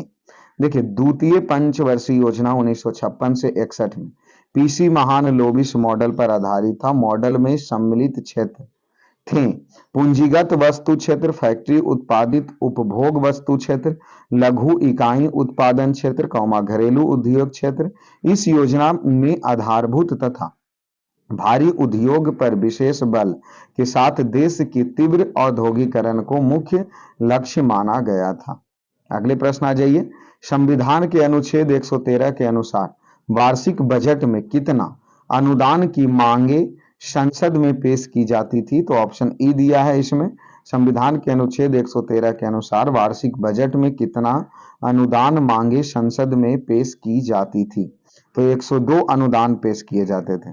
ठीक है, 2023-24 में 102 अनुदान मांगे किए गए थे। चलिए, योजना आयोग एक है, तो योजना आयोग एक क्या है? तो देखिए, योजना आयोग का संबंध कोई संवैधानिक प्रावधान नहीं है। योजना आयोग की स्थापना केंद्रीय मंत्रिमंडल के एक प्रस्ताव द्वारा किया गया था, जो मंत्रिमंडल द्वारा 15 मार्च 1950 ईस्वी को पारित किए गए थे। योजना आयोग एक गैर संवैधानिक सलाहकारी परामर्शदात्री निकाय है, जिसकी स्थापना 1 जनवरी 2005 ईस्वी को योजना आयोग की जगह पर नीति आयोग बना दिया गया। योजना आयोग का तो स्थापना 1950 में हुआ ही था, लेकिन उसका नाम बदल करके नीति आयोग रख दिया गया। चलिए, भारत का योजना आयोग है तो एक सलाहकार बोर्ड है। ठीक है, योजना आयोग का स्वरूप क्या है? तो यह परामर्शदात्री संस्था, योजना आयोग परामर्शदात्री संस्था है। योजना आयोग का गठन 15 मार्च 1950 में हुआ था। योजना आयोग एक क्या है? तो गैर संवैधानिक निकाय है। भारत में योजना आयोग की स्थापना 1950 ईस्वी में हुआ। देखिए, योजना आयोग से संबंधित कितना प्रश्न एकदम ताबड़तोड़ पूछ रहा। भारतीय योजना आयोग के पदेन अध्यक्ष होते हैं प्रधानमंत्री। भारत सरकार की नीति आयोग जो आर्थिक नीति निर्धारण का चिंतन समूह है, में नीति का पूरा स्वरूप क्या होता है? तो इसका national institution for transforming India, NITI Aayog का full form national institution for transforming India होता है। ठीक है, चलिए अगले प्रश्न आइए। इनमें से कौन राष्ट्रीय विकास परिषद का हिस्सा नहीं है? तो इसका जो राष्ट्रीय विकास परिषद का वो हिस्सा नहीं है, वो शायद ऑप्शन ई लिया है, सी तो लिया नहीं है। सरकार द्वारा 1 जनवरी 2015 ईस्वी को योजना आयोग के स्थान पर नीति आयोग का प्रतिस्थापित किया गया। तत्कालीन समय में योजना आयोग और राष्ट्रीय विकास परिषद एक दूसरे से संबंधित थे, क्योंकि योजना आयोग के रिपोर्ट का अनुमोदित और एवं क्रियान्वयन राष्ट्रीय विकास परिषद द्वारा किया जाता था, जबकि वर्तमान में नीति आयोग के पास स्वयं अपनी गवर्निंग काउंसिल, अतः राष्ट्रीय विकास परिषद एवं नीति आयोग के मध्य संबंधों का वर्तमान परिप्रेक्ष्य में व्याख्या करना संभव नहीं था। अगले प्रश्न आ जाइए, नीति आयोग अस्तित्व में कब आया? तो 1 जनवरी 2015 ईस्वी को नीति आयोग है जो अस्तित्व में आए 1 जनवरी 2015 ईस्वी को। समुदाय विकास कार्यक्रम का क्या उद्देश्य है? तो ऑप्शन ई दिया गया, समुदाय विकास कार्यक्रम का क्या उद्देश्य है? भारत में समुदाय विकास कार्यक्रम प्रायोगिक स्तर पर 2 अक्टूबर 1952 ईस्वी को शुरू किया गया था। देश में कृषि कार्यक्रम और संचार की प्रणाली में सुधार के साथ साथ ग्रामीण स्वास्थ्य, स्वच्छता और ग्रामीण शिक्षा में पर्याप्त वृद्धि के उद्देश्य से सामुदायिक विकास कार्यक्रम को लागू किया गया। पहली पंचवर्षीय योजना में इसे केवल 248 ब्लॉकों में लागू किया गया था, जिसे वर्ष 1964 ईस्वी तक चरणबद्ध रूप से पूरे देश में लागू किया गया है। ठीक है, अगले प्रश्न आइए, सामुदायिक विकास का उद्देश्य क्या है? तो ऑप्शन ई दिया, सामुदायिक विकास का उद्देश्य क्या है? तो ऑप्शन ई। ठीक है, किसी भी समुदाय का सर्वांगीण विकास जैसे भौतिक, सामाजिक, नैतिक तथा सांस्कृतिक विकास ही सामुदायिक विकास कहलाता है। भारत में सामुदायिक विकास का मुख्य निर्माता एसकेडे के अनुसार जियो और जीनो 2 का एक उच्च सिद्धांत ही सामुदायिक विकास की आधारशिला है। सामुदायिक विकास में कृषि, पशुपालन, सिंचाई, सहकारिता, शिक्षा, स्वास्थ्य, सामाजिक उत्पादन, संदेशवाहन, प्रौद्योगिक, पंचायत तथा जीवन के सभी महत्वपूर्ण तत्व सम्मिलित हैं। संयुक्त राष्ट्र संघ के अनुसार सामुदायिक विकास वे प्रक्रिया है जिनसे सामुदायिक का आर्थिक, सामाजिक, सांस्कृतिक दशाओं को सुधारना, राष्ट्र के जीवन में इन समुदाय को सम्मिलित करना तथा राष्ट्रीय प्रगति के योगदान हेतु इन समुदाय को समर्थन बनाने के लिए व्यक्तियों के प्रयत्न का सरकारी अधिकारियों के प्रयत्न से भी समन्वय हो जाता है। अगले प्रश्न चलिए, छठी पंचवर्षीय योजना के दौरान निम्नलिखित में से कौन सा कार्यक्रम शुरू किया गया? तो एकीकृत ग्रामीण विकास। छठी पंचवर्षीय योजना के दौरान निम्नलिखित में से कौन सा कार्यक्रम शुरू किया गया? एकीकृत ग्रामीण विकास योजना शुरू किए गए थे। देखिए, एकीकृत ग्रामीण विकास कार्यक्रम मार्च 1976 ईस्वी में देश के चुनिंदा 20 जिलों में शुरू किया गया था। बाद में लघु किसान विकास एजेंसी, कमांड एरिया विकास कार्यक्रम तथा सूखा प्रबंधन क्षेत्र के कार्यक्रम की समीक्षा करते हुए वर्ष 1978 से 79 ईस्वी में देश के 2000 ब्लॉकों में एक नया कार्यक्रम IRDP प्रारंभ किया गया। हालांकि यह कार्यक्रम देश के सभी ब्लॉक में 2 अक्टूबर 1980 ईस्वी को लागू किया गया। छठी योजना की अवधि वर्ष 1980 से 85 तक रही है तथा एकीकृत ग्रामीण विकास कार्यक्रम 2 अक्टूबर 1980 को प्रारंभ किया गया। इस प्रकार एकीकृत ग्रामीण विकास कार्यक्रम छठी पंचवर्षीय योजना में प्रारंभ हुआ। इस योजना का मुख्य लक्ष्य ग्रामीण निर्धन परिवारों का स्वरोजगार हेतु ऋण उपलब्ध कराकर उन्हें रोजगार प्रदान करना था, जिससे सहायता प्राप्त परिवार गरीब रेखा के ऊपर उठ सकें और अप्रैल 1999 ईस्वी से इसे स्वर्ण जयंती ग्राम स्वरोजगार योजना में मिला दिया गया। चलिए अगले प्रश्न चलिए, अंत्योदय कार्यक्रम सर्वप्रथम किस राज्य में शुरू किया गया? तो राजस्थान। अंत्योदय कार्यक्रम सर्वप्रथम किस राज्य में शुरू किया गया? तो वह राजस्थान में। देखिए, अंत्योदय कार्यक्रम वर्ष 1977 से 78 ईस्वी में राजस्थान राज्य से प्रारंभ किया गया था। ठीक है, चलिए अगले प्रश्न आइए, राष्ट्रीय नियोजन में रोलिंग प्लान की अवधारणा लागू की गई थी। राष्ट्रीय नियोजन में रोलिंग प्लान की अवधारणा लागू की गई थी। तो इसे यह लागू किया गया था कब? तो ऑप्शन इसका सी दे रहे हैं, रोलिंग प्लान जो है वह जनता सरकार के द्वारा राष्ट्रीय नियोजन में रोलिंग प्लान की अवधारणा लागू की गई थी, तो जनता सरकार के द्वारा। देखिए गुरनार मिडल ने अपनी पुस्तक Indian economics plan in it the broader sittings में रोलिंग प्लान की विकासशील देशों की अनुशंसा किया है। इस अवधारणा पर जनता पार्टी सरकार ने 1978 से 79 ईस्वी में इसे लागू किया था। चलिए अगले प्रश्न, चलिए छल योजना के बारे में निम्नलिखित कथन पर विचार कीजिए। छल योजना क्या है? तो देखिए चालू वर्ष के लिए एक योजना है जिसमें वार्षिक बजट शामिल होता है। दूसरा, यह योजना जो 3, 4, 5 वर्षों के निर्धारित होते हैं, यह अर्थव्यवस्था की आवश्यकता अनुसार प्रति वर्ष संशोधित होते हैं। 10, 15 अथवा 20 वर्ष के लिए सापेक्षिक यह योजना है। ठीक है, चलिए भारत में अगले प्रश्न पे चलिए देखिए 111 नंबर प्रश्न क्या कह रहा, भारत में योजना अवकाश की अवधि क्या थी? तो 1966 से 69 योजना अवकाश की अवधि 66 से 69 था। देखिए तीसरी पंचवर्षीय योजना की समाप्ति 31 मार्च 1966 ईस्वी को हुआ और चौथी पंचवर्षीय योजना 1 अप्रैल 1969 ईस्वी से प्रारंभ हुए। इस अवधि में 1 अप्रैल 1966 से 31 मार्च 1969 ईस्वी तक के कोई भी पंचवर्षीय योजना अस्तित्व में नहीं आए थे। अतः वर्ष 1966 से 69 ईस्वी को ही भारतीय आयोजना के इतिहास में योजना अवकाश कहा जाता है। चलिए अगले प्रश्न आइए, 11वीं पंचवर्षीय योजना का उद्देश्य क्या था? तो यह समाविष्ट आर्थिक वृद्धि, 11वीं पंचवर्षीय योजना का उद्देश्य क्या था?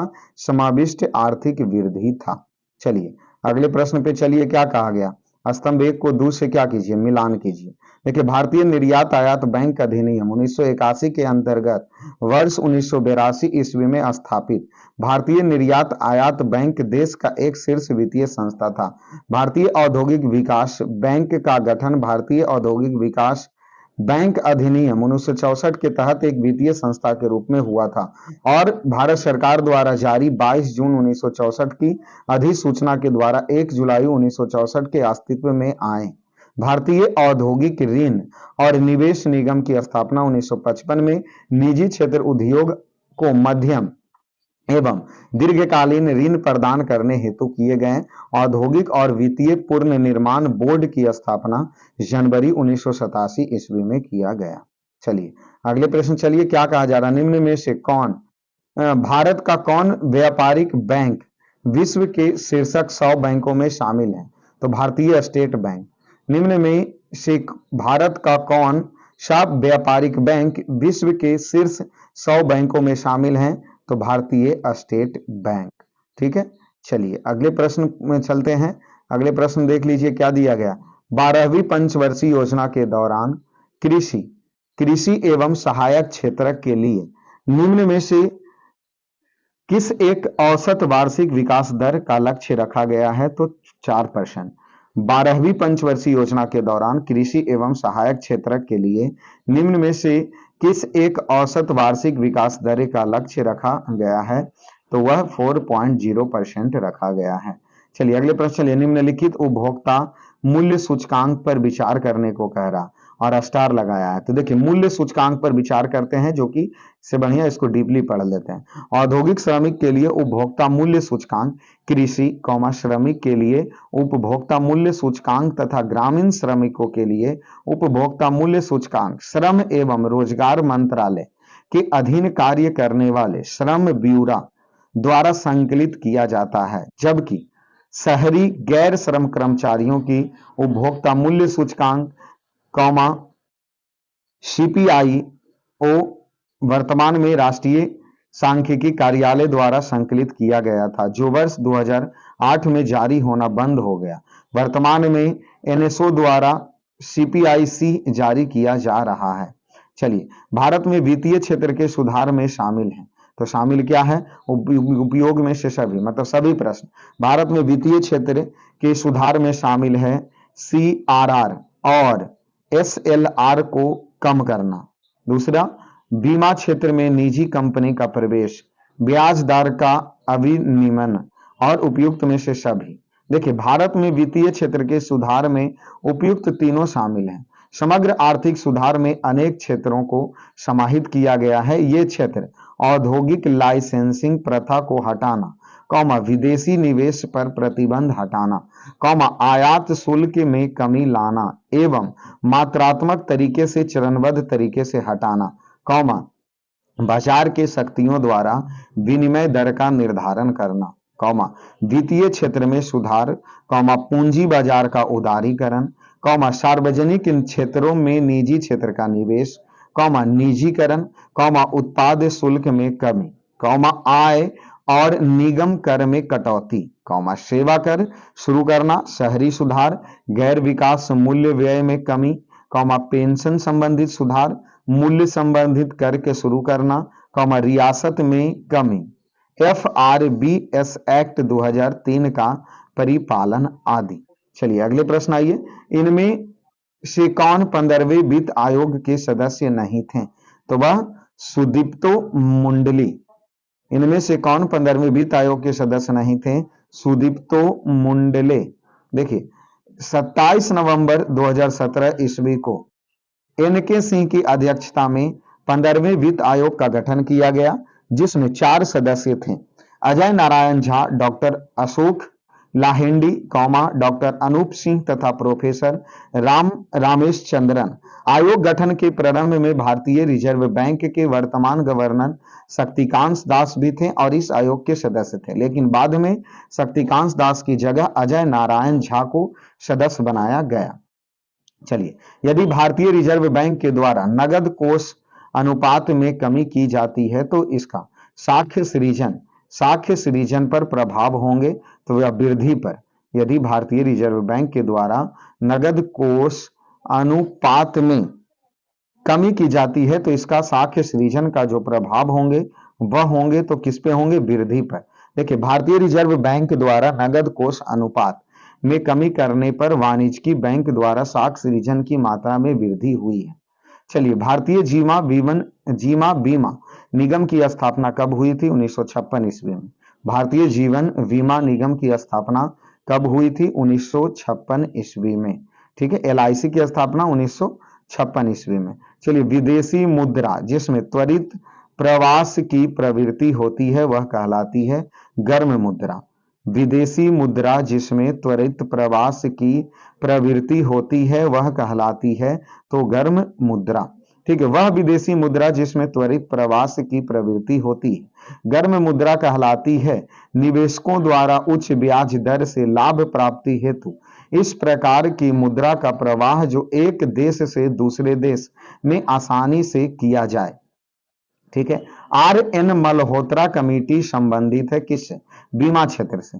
RN मल्होत्रा कमेटी संबंधित है बीमा क्षेत्र से। देखिए, मल्होत्रा समिति की रिपोर्ट 7 जनवरी 1994 की प्रमुख सिफारिश के अनुसार IRDA अधिनियम 1999 में पारित किया गया। रिपोर्ट में बीमा क्षेत्र के लिए एक स्वतंत्र नियामक प्राधिकरण की स्थापना सिफारिश की गई। अप्रैल 2000 में IRDA एक सांविधिक निकाय के रूप में सामने आया। IRDA का लक्ष्य बीमा धारकों के हितों की रक्षा करना, बीमा उद्योग के क्रमबद्ध विनिमय, संवर्धन तथा संबंधित व आकस्मिक मामलों पर कार्य करना था। चलिए अगले प्रश्न। चलिए देखिए, बहुत सारे जो आयोग हैं वो किसके लिए बनाए गए हैं? तो ये दिया गया, ऑप्शन ए दिया गया, डायरेक्ट यहां पढ़ लीजिए। सहकारिता आयोग केंद्र राज्य संबंधित है। सहकारिता आयोग केंद्र राज्य संबंधित है। सी रंगराजन समिति गरीबी माप की कार्य प्रणाली की समीक्षा करना हेतु है। पारेख समिति इंफ्रास्ट्रक्चर फाइनेंसिंग के लिए है। पारेख समिति इंफ्रास्ट्रक्चर फाइनेंसिंग के लिए है। नरसिम्हन समिति बैंकिंग क्षेत्र सुधार के लिए है। नरसिम्हन समिति बैंकिंग क्षेत्र में सुधार के लिए है। चलिए, भंडारी समिति किससे संबंधित है? तो वह क्षेत्रीय बैंक का पूर्ण संरचना से। भंडारी समिति किससे संबंधित है? क्षेत्रीय बैंकों की पूर्ण संरचना से। देखिए, भंडारी समिति 1994 क्षेत्रीय ग्रामीण बैंक के पूर्ण संरचना के लिए बनाई गई थी। चलिए निम्न कथनों पर विचार कीजिए। कौन से कथन सही है? तो एक और दो दोनों सही है। पहला, बैंक दर वह ब्याज दर है जो भारतीय रिजर्व बैंक अपने ग्राहकों से उनकी अल्पकालिक उधार पर लेता है। दूसरा कहा जा रहा, रेपो दर वह ब्याज दर है जो भारतीय रिजर्व बैंक अपने ग्राहकों से उनके दीर्घकालिक उधार पर लेता है। तो ये दोनों सही है, रेपो दर भी सही है और बैंक ब्याज दर भी सही है। ठीक है, तो इसीलिए इसमें सी लगाया। चलिए अगले प्रश्न, चलिए 1 रुपये के नोट पर हस्ताक्षर होते हैं। यह प्रश्न चेंज होने वाला नहीं, पूछेगा, ऐसा ही प्रश्न पूछेगा। 1 रुपये के नोट पर हस्ताक्षर होते हैं तो वित्त मंत्रालय के सचिव का, 1 रुपये के नोट पर हस्ताक्षर होते हैं वित्त मंत्रालय के सचिव का। भारतीय रिजर्व बैंक 1 रुपये के नोट एवं सिक्के तथा अन्य छोटे सिक्के को छोड़कर भारत में विभिन्न मूल्य वर्ग के नोटों को जारी करता है। 1 रुपया के नोटों का निर्गमन भारत सरकार द्वारा किया जाता है, जिस पर वित्त मंत्रालय के सचिव का हस्ताक्षर होते हैं। चलिए अगले प्रश्न आइए, निम्नलिखित योजनाओं पर विचार करें। निम्नलिखित योजनाओं पर विचार करें। देखिए योजना कौन कौन से हैं? तो डी सही लिया है, तो सही कर्मानुसार मतलब कौन सी योजना कब आया जो पूछा है।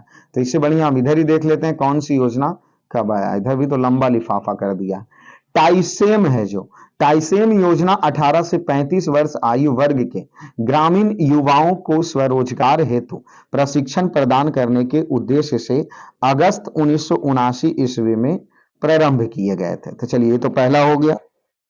चलिए उसके बाद आइए RLEJP योजना 15 अगस्त 1983 ईस्वी को ग्रामीण भूमिहीनों हेतु रोजगार के अवसर प्रदान करने के लिए प्रारंभ किए गए थे। राष्ट्रीय ग्रामीण रोजगार कार्यक्रम तथा ग्रामीण भूमिहीन रोजगार गारंटी कार्यक्रम के विलय द्वारा जवाहर रोजगार योजना को अप्रैल 1989 ईस्वी में शुरू किया गया था। रोजगार आश्वासन योजना का प्रारंभ 2 अक्टूबर 1993 ईस्वी को किया गया था। इसका मुख्य उद्देश्य मौसमी बेरोजगारी से ग्रसित ग्रामीण युवाओं को रोजगार उपलब्ध कराना था। चलिए अगले प्रश्न, चलिए जीवंत ग्राम कार्यक्रम के संबंध में सही कथनों पर चयन कीजिए। ठीक है, तो चलिए इसके लिए यह उत्तरी सीमा पर सीमावर्ती गांव के विकास के लिए है। जीवंत ग्राम कार्यक्रम के संबंध में सही कथन का चयन कीजिए। यह उत्तरी सीमा पर सीमावर्ती गांवों के विकास के लिए किया गया। चलिए बजट भाषण 2022 से 23 के अनुसार उत्तरी सीमा के ऐसे सीमावर्ती गांव जहां की जनसंख्या बहुत ही विरल है, उनकी कनेक्टिविटी और बुनियादी सुविधा भी बहुत ही सीमित है तथा विकास के लाभ से वंचित रह गए हैं को इस नए वाइब्रेंट विलेजेज कार्यक्रम के अंतर्गत लाया गया है। यहाँ के क्रियाकलापों में गांव की बुनियादी सुविधा, आवास, पर्यटन केंद्र के निर्माण, सड़क संपर्क, विकेंद्रित नवीकरण ऊर्जा की व्यवस्था, दूरदर्शन और शैक्षिक चैनलों के लिए डायरेक्ट टू होम एक्सेस की व्यवस्था और आजीविका सृजन के लिए सहायता जैसे कार्य किए जाएंगे। इस क्रियाकलाप के लिए अतिरिक्त धन उपलब्ध कराया जाएगा। चलिए पीएम कुसुम योजना का उद्देश्य क्या है? पीएम कुसुम योजना का उद्देश्य क्या है? तो किसान की डीजल और केरोसिन पर निर्भरता समाप्त करना तथा पंप सेटों को योजना का उद्देश्य सौर ऊर्जा से जोड़ना। यह था पीएम कुसुम योजना जो कि 2019 में शुरू किया गया था। चलिए निम्नलिखित में से भारतीय निर्माण का कौन सा अंग नहीं है? कृषि आधारित उद्योग। निम्नलिखित में से भारतीय निर्माण का कौन सा अंग नहीं है? तो वो कृषि आधारित उद्योग है जो नहीं है। तो 31 नंबर क्वेश्चन कह रहा, भारतमाला परियोजना से भारत का निम्न में से कौन सा इंफ्रास्ट्रक्चर क्षेत्र संबंधित है? तो वह सड़क इंफ्रास्ट्रक्चर। भारतमाला परियोजना सड़क इंफ्रास्ट्रक्चर। ठीक है, इसको डायरेक्ट ध्यान रखिए, भारतमाला परियोजना सड़क इंफ्रास्ट्रक्चर। देखिए भारतमाला परियोजना भारत के सड़क आधारभूत संरचना से संबंधित है। यह लगभग 34,800 किलोमीटर लंबाई की राष्ट्रीय राजमार्ग का निर्माण उन्नयन हेतु राष्ट्रीय राजमार्ग छत्रक कार्यक्रम है। केंद्र सरकार की आर्थिक कार्य संबंधी मंत्रिमंडलीय समिति ने भारतमाला परियोजना का चरण 1 को 24 अक्टूबर 2007 को मंजूरी प्रदान किया और इसकी अनुमानित अवधि कई वर्ष का है? 5 वर्ष का था। ठीक है, जो कि 22 तक थे। ठीक है, चलिए आइए अगले प्रश्न। आइए अगला प्रश्न देखिए क्या करा। योजना आयोग ने 1933 से 34 में बिहार के लिए गरीबी रेखा के निचले जो बीपीएल में आते हैं उसका निम्नलिखित प्रतिशत प्राकालित किए थे। कै परसेंट? तो 55% लोग हैं जो बीपीएल में आते हैं। ठीक है, देखिए योजना आयोग के लकड़वाला फॉर्मूला पर 1933 से 34 ईस्वी में बिहार के लिए गरीबी रेखा से नीचे का प्रतिशत 54.96% का आकलन किया गया था।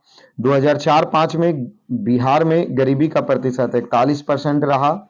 वहीं सुरेश तेंदुलकर फॉर्मूला पर 2004-5 में 54.4% गरीबी रेखा था, जो कि 2011-12 तक 33% हो गया। ठीक है, तो अभी फिलहाल कितने हैं जो आप आंकड़े देख लीजिए, क्योंकि 11 में ये प्रश्न पूछे गए थे। अभी 23-24 वाला आंकड़ा आप निकाल लीजिए। चलिए, विश्व बैंक की रिपोर्ट के अनुसार भारत में 50% से अधिक निर्धन इन 4 राज्यों में निवास करते हैं। तो बिहार, उत्तर प्रदेश, मध्य प्रदेश, उड़ीसा। विश्व बैंक के रिपोर्ट के अनुसार 50% से अधिक निर्धन गरीब करते हैं बिहार, उत्तर प्रदेश, मध्य प्रदेश और उड़ीसा में। आइए अगले प्रश्न पे आइए। अगला प्रश्न देखिए, भारतीय योजना आयोग के अनुसार निम्नलिखित में से कौन सी गरीब रेखा के लिए सही है? तो ऑप्शन सी दिया, अर्थात दूसरा और तीसरा सही है। ग्रामीण क्षेत्र में प्रति व्यक्ति ₹26 प्रतिदिन होना चाहिए। ठीक है, और नगरीय क्षेत्र में प्रति व्यक्ति 32 प्रतिदिन होना चाहिए।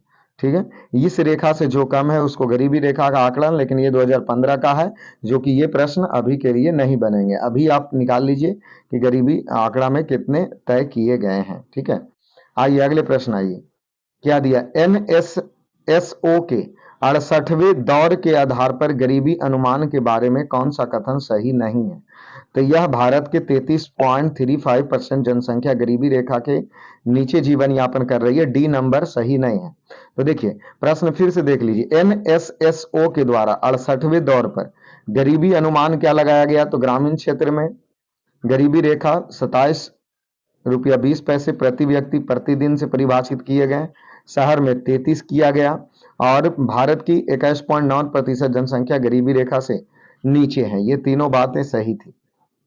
2022 का ये प्रश्न है। चलिए आ जाइए अगले प्रश्न पे आते हैं। भारत अधिकतम विदेशी मुद्रा किसके निर्यात से कमाता है? तो वह कपड़ा के निर्यात से। भारत में अधिकतम विदेशी मुद्रा कपड़ा के निर्यात से। चलिए, भारत में निर्यात होने वाले सबसे महत्वपूर्ण वस्त्र कौन से हैं? तो चावल। कौन है? चावल। चलिए, नंदीग्राम क्षेत्र में सेज नीति के अंतर्गत किस समूह को अनुमानित किए गए हैं? तो सलीम समूह। नंदीग्राम क्षेत्र में सेज नीति के अंतर्गत समूह में अनुमानित किया गया है तो सलीम समूह के। चलिए 39 आ जाइए, क्या दिया गया है? निम्नलिखित में से किन वर्षों में व्यापार संतुलन भारत के लिए अनुकूल था? तो 1972-73 और 77-76 के समय में। ठीक है, अनुकूल था। अगले प्रश्न है, नए मुद्रा यूरो किस वर्ष में प्रारंभ हुई है? तो 1999 में। नई मुद्रा यूरो किस वर्ष शुरू हुई? 1999 ईस्वी में। देखिए, रुपये की परिवर्तनीयता का तात्पर्य क्या है? तो यह रुपये को अन्य प्रमुख मुद्रा और अन्य प्रमुख मुद्राओं को रुपये में मुक्त रूप से परिवर्तित करके देना ही अनुमानित है। रुपयों को परिवर्तनीय का तात्पर्य क्या है? रुपया को अन्य प्रमुख मुद्राओं और अन्य प्रमुख मुद्राओं को रुपये में मुक्त रूप से परिवर्तित करके देना ही अनुमानित है। ठीक है, चलिए आ जाइए अगले प्रश्न पे चलते। भारत सरकार के कुल विद्युत उत्पादन में जल विद्युत का योगदान कितना % है? ठीक है, तो इसका जो अभी 2023 में जो लिया है उसका आंकड़ा इनमें से कोई नहीं है। क्यों?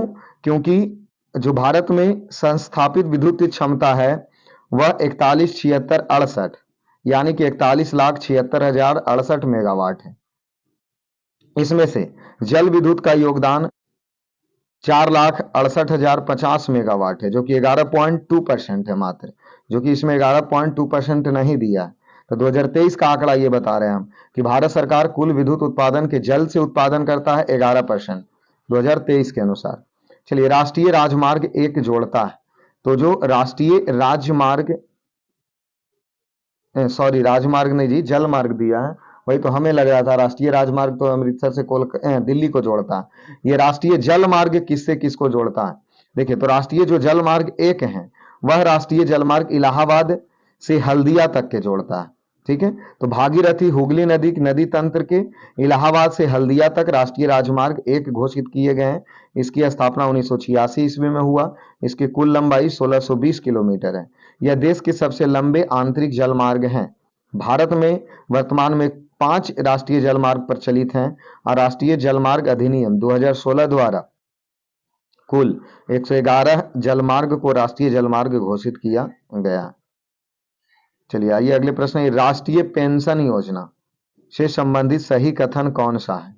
तो जो राष्ट्रीय पेंशन योजना है वह एनपीसी को पेंशन फंड नियामक और विकास प्राधिकरण द्वारा विनियमित किया जाता है। राष्ट्रीय पेंशन योजना का सही कथन क्या है कि एनएसपी को पेंशन फंड नियामक और विकास प्राधिकरण द्वारा विनियमित किया जाता है। ठीक है, अगले प्रश्न पे चलिए, प्रधानमंत्री कृषि सिंचाई योजना के बारे में निम्नलिखित में से कौन सा कथन गलत है?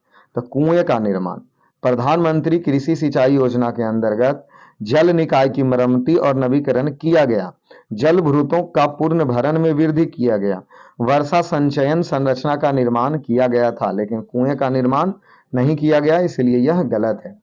चलिए, भारत में किस क्षेत्र में प्रत्यक्ष विदेशी निवेश इक्विटी का प्रवाह उच्चतम होता है? तो वह ऊर्जा क्षेत्र में। विदेशी निवेश किसमें प्रवाह ज्यादा है? तो ऊर्जा क्षेत्र में। चलिए, निम्नलिखित में भारत का कौन सा औद्योगिक आर्थिक गलियारा जापान के सहयोग से विकसित किए गए हैं? तो दिल्ली मुंबई गलियारा है जो जापान के सहयोग से विकसित किए गए हैं। भारतीय रिजर्व बैंक का वर्तमान गवर्नर कौन है? तो अब बताइए, उर्जित पटेल तो थे 2016-17 में, तो ये तो प्रश्न उसी समय खत्म हो गए। तो अभी वर्तमान में देख लीजिए भारत का रिजर्व बैंक के गवर्नर जनरल कौन है। आइए, विश्व बैंक के नवीनतम विकास प्रतिवेदन के अनुसार भारतीय अर्थव्यवस्था की स्थिति है तो पांचवी बड़ी अर्थव्यवस्था। कैसी है? पांचवी बड़ी अर्थव्यवस्था। G15 है, क्या है? तो विश्व के विकासशील देशों का संगठन है। ठीक है, विश्व के विकासशील देशों का संगठन है। चलिए, इन देशों में कौन सा देश G8 समूह के सदस्य नहीं है? तो स्पेन है जो G8 के सदस्य नहीं है। चलिए, आसियान इसके लिए है, किसके लिए? तो एसोसिएशन, आसियान का full form association of south east Asian nations. ASEAN का full form association of south east Asian nation है। ठीक है, चलिए, भारतीय विकास फोरम पहले जाना जाता था, तो यह भारत सहायता क्लब से। भारतीय विकास फोरम पहले जाने जाते थे भारत सहायता क्लब से। चलिए, वर्तमान में बिहार में संपत्ति का मुख्य स्रोत क्या है? तो कृषि, कृषि ही मुख्य स्रोत है। फोर्ब्स पत्रिका के अनुसार 2007 में विश्व का सबसे धनी व्यक्ति कौन है? तो वारेन बफेटे, जो कि 2007 के अनुसार, क्योंकि ये 2008 में पूछा है, तो अभी 2024 के आप धनी व्यक्ति पढ़ लीजिए। 2006 और 7 में बिहार का विकासात्मक व्यय इसके कुल व्यय का था, तो 2006 और 7 के बारे में छोड़िए और अभी देख लीजिए 24-25, ठीक है, नहीं 23-24 में बिहार का विकासात्मक व्यय कुल कितना है, इसका आंकड़ा निकाल के आप कॉपी पे नोट कर लीजिए।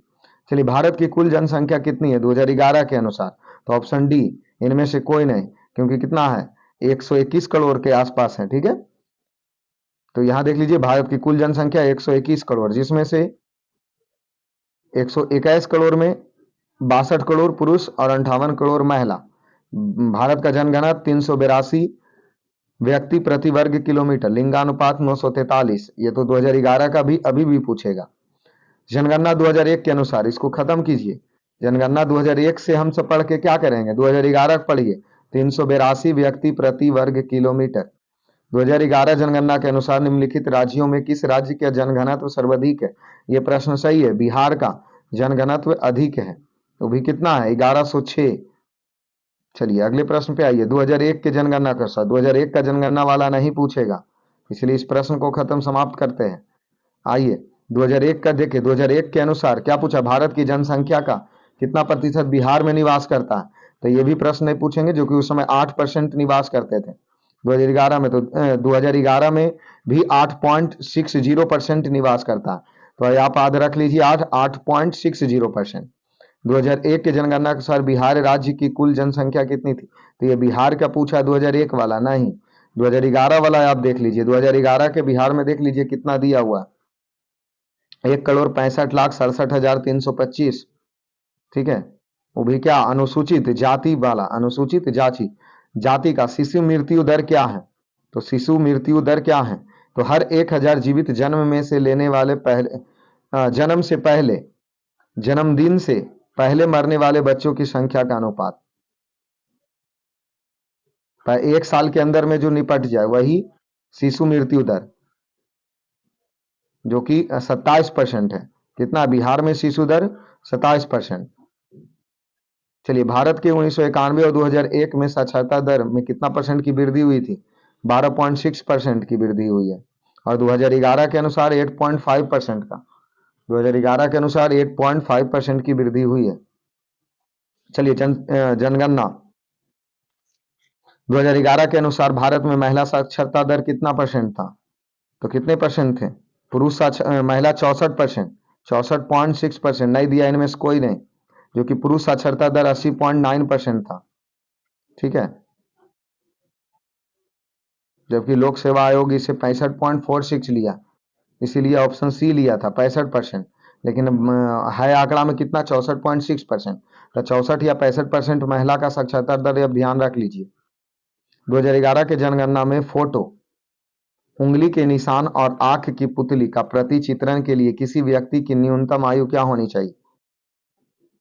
तो 2011 के अनुसार उस व्यक्ति का न्यूनतम आयु 5 वर्ष है, जो कि ऑप्शन में नहीं दिया। चलिए भारत में कृषि क्षेत्र श्रम शक्ति में कितने प्रतिशत लोगों का प्रत्यक्ष रोजगार प्रदान था? तो 65%। कितने परसेंट? 65%। 2001 के और 2 के प्रश्न ये है, इसलिए इस प्रश्न को भी डिलीट कीजिए और आज देख लीजिए कि कृषि क्षेत्र में कितना परसेंट लोगों का रोजगार है। निम्नलिखित स्रोतों में किससे भारतवर्ष सबसे अधिक विद्युत प्राप्त करता है? किससे? तापीय से। 1991 की नई आर्थिक नीति का लक्ष्य क्या था? तो उदारीकरण, निजीकरण, भूमंडलीकरण सभी था। आइए अगले प्रश्न पे आइए। तेल और प्राकृतिक गैस आयोग कब स्थापना हुआ था? तो 1956 में। तेल एवं प्राकृतिक गैस आयोग ओएनजीसी की स्थापना 1956 ईस्वी में हुआ था।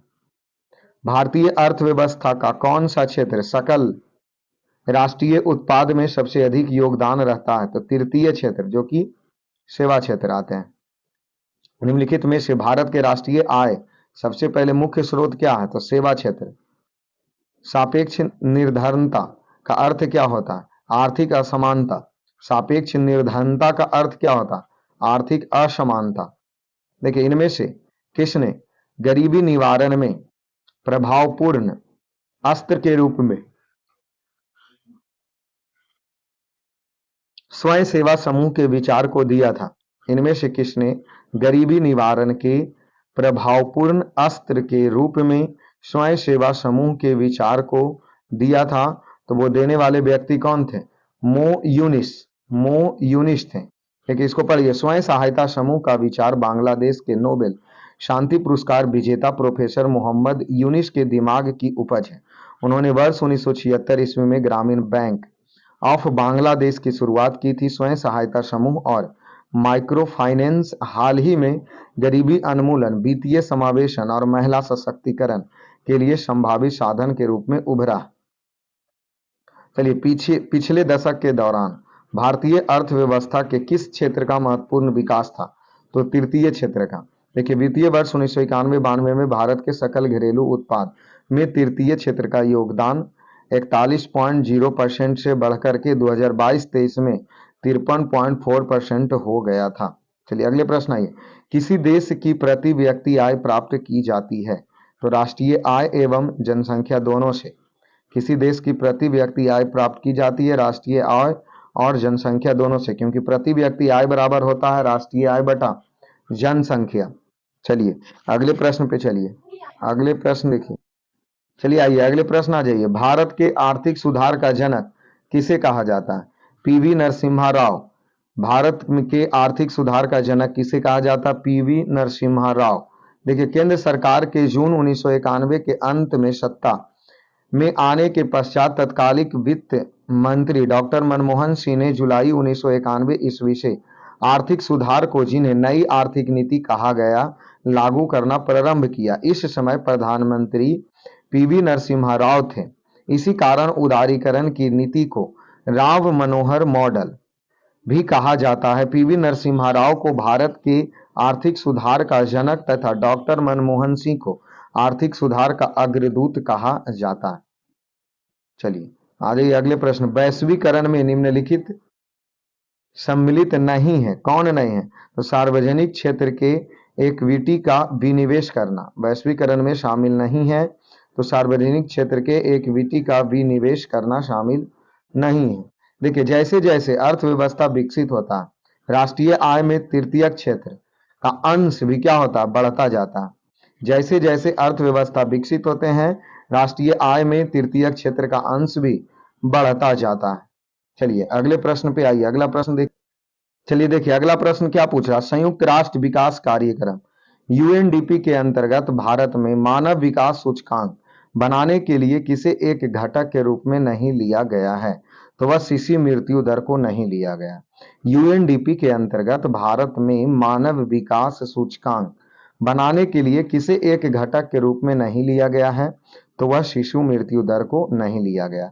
देखिए यूएनडीपी मानव विकास सूचकांक का निर्माण निम्न घटक है, जिसमें लिया गया किसको किसको?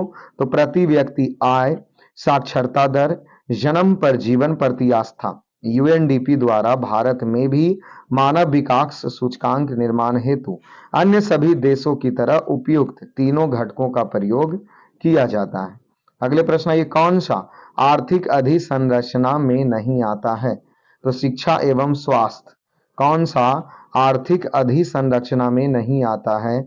शिक्षा एवं स्वास्थ्य। अधिसंरचना दो प्रकार के होते हैं, भौतिक अधिसंरचना, सामाजिक अधिसंरचना।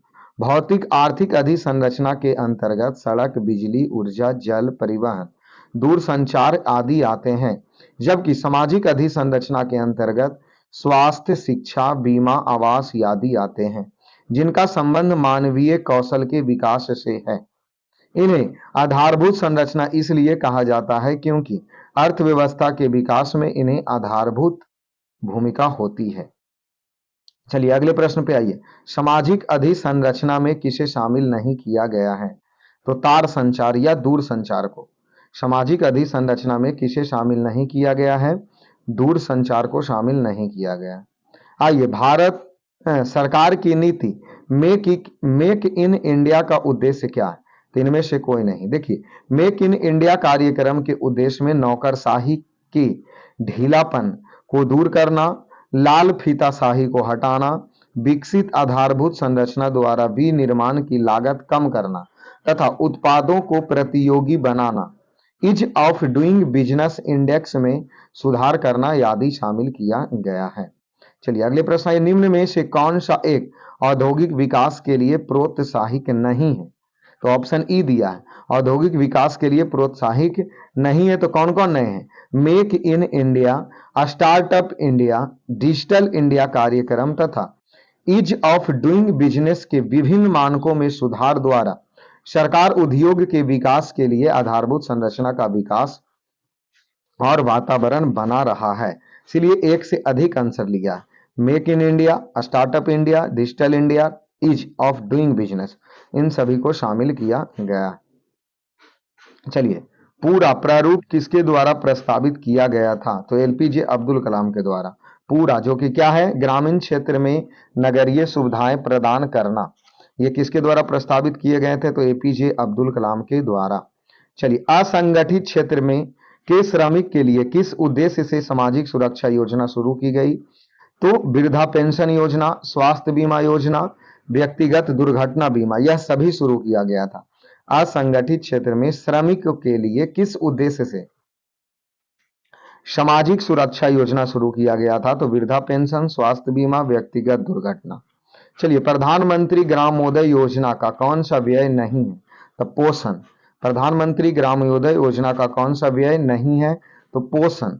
देख लीजिए, वित्तीय वर्ष 2000 से 2001 में प्रारंभ प्रधानमंत्री ग्रामोदय योजना का निम्न घटक है: स्वास्थ्य, शिक्षा, पेयजल, आवास, सड़कें, ग्रामीण विद्युतीकरण। अपने आरंभ में ये जो प्रधानमंत्री ग्रामोदय योजना के 5 घटक थे, छठे घटक ग्रामीण विद्युतीकरण भी था। जो 5 घटक था, जो कि छठा इसमें जोड़ा गया ग्रामीण विद्युतीकरण को 2002 में। ठीक है, चलिए अगले प्रश्न पे आइए।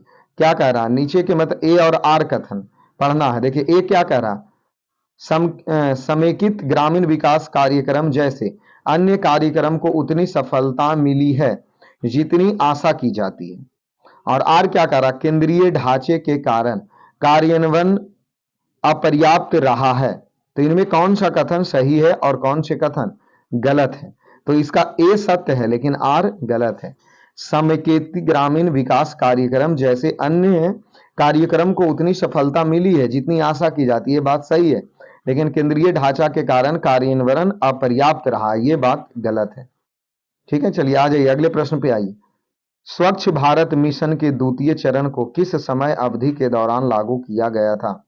तो 2020 से 2021 ईस्वी से लेकर 2024 से 2025 ईस्वी तक स्वच्छ भारत मिशन के द्वितीय चरण को किस अवधि के दौरान लागू किया गया था? तो 2020 से 21 और 24 से 25 में। चलिए, IRDP का मुख्य उद्देश्य क्या था? ग्रामीण विकास व निर्धनता निवारण करना। चलिए, भारत सरकार द्वारा समुदाय विकास योजना की शुरुआत किया गया था 2 अक्टूबर 1952 को। भारत सरकार द्वारा समुदाय विकास योजना की शुरुआत की गई थी 2 अक्टूबर 1952 ईस्वी को। चलिए आ जाइए अगले प्रश्न पे आ जाइए।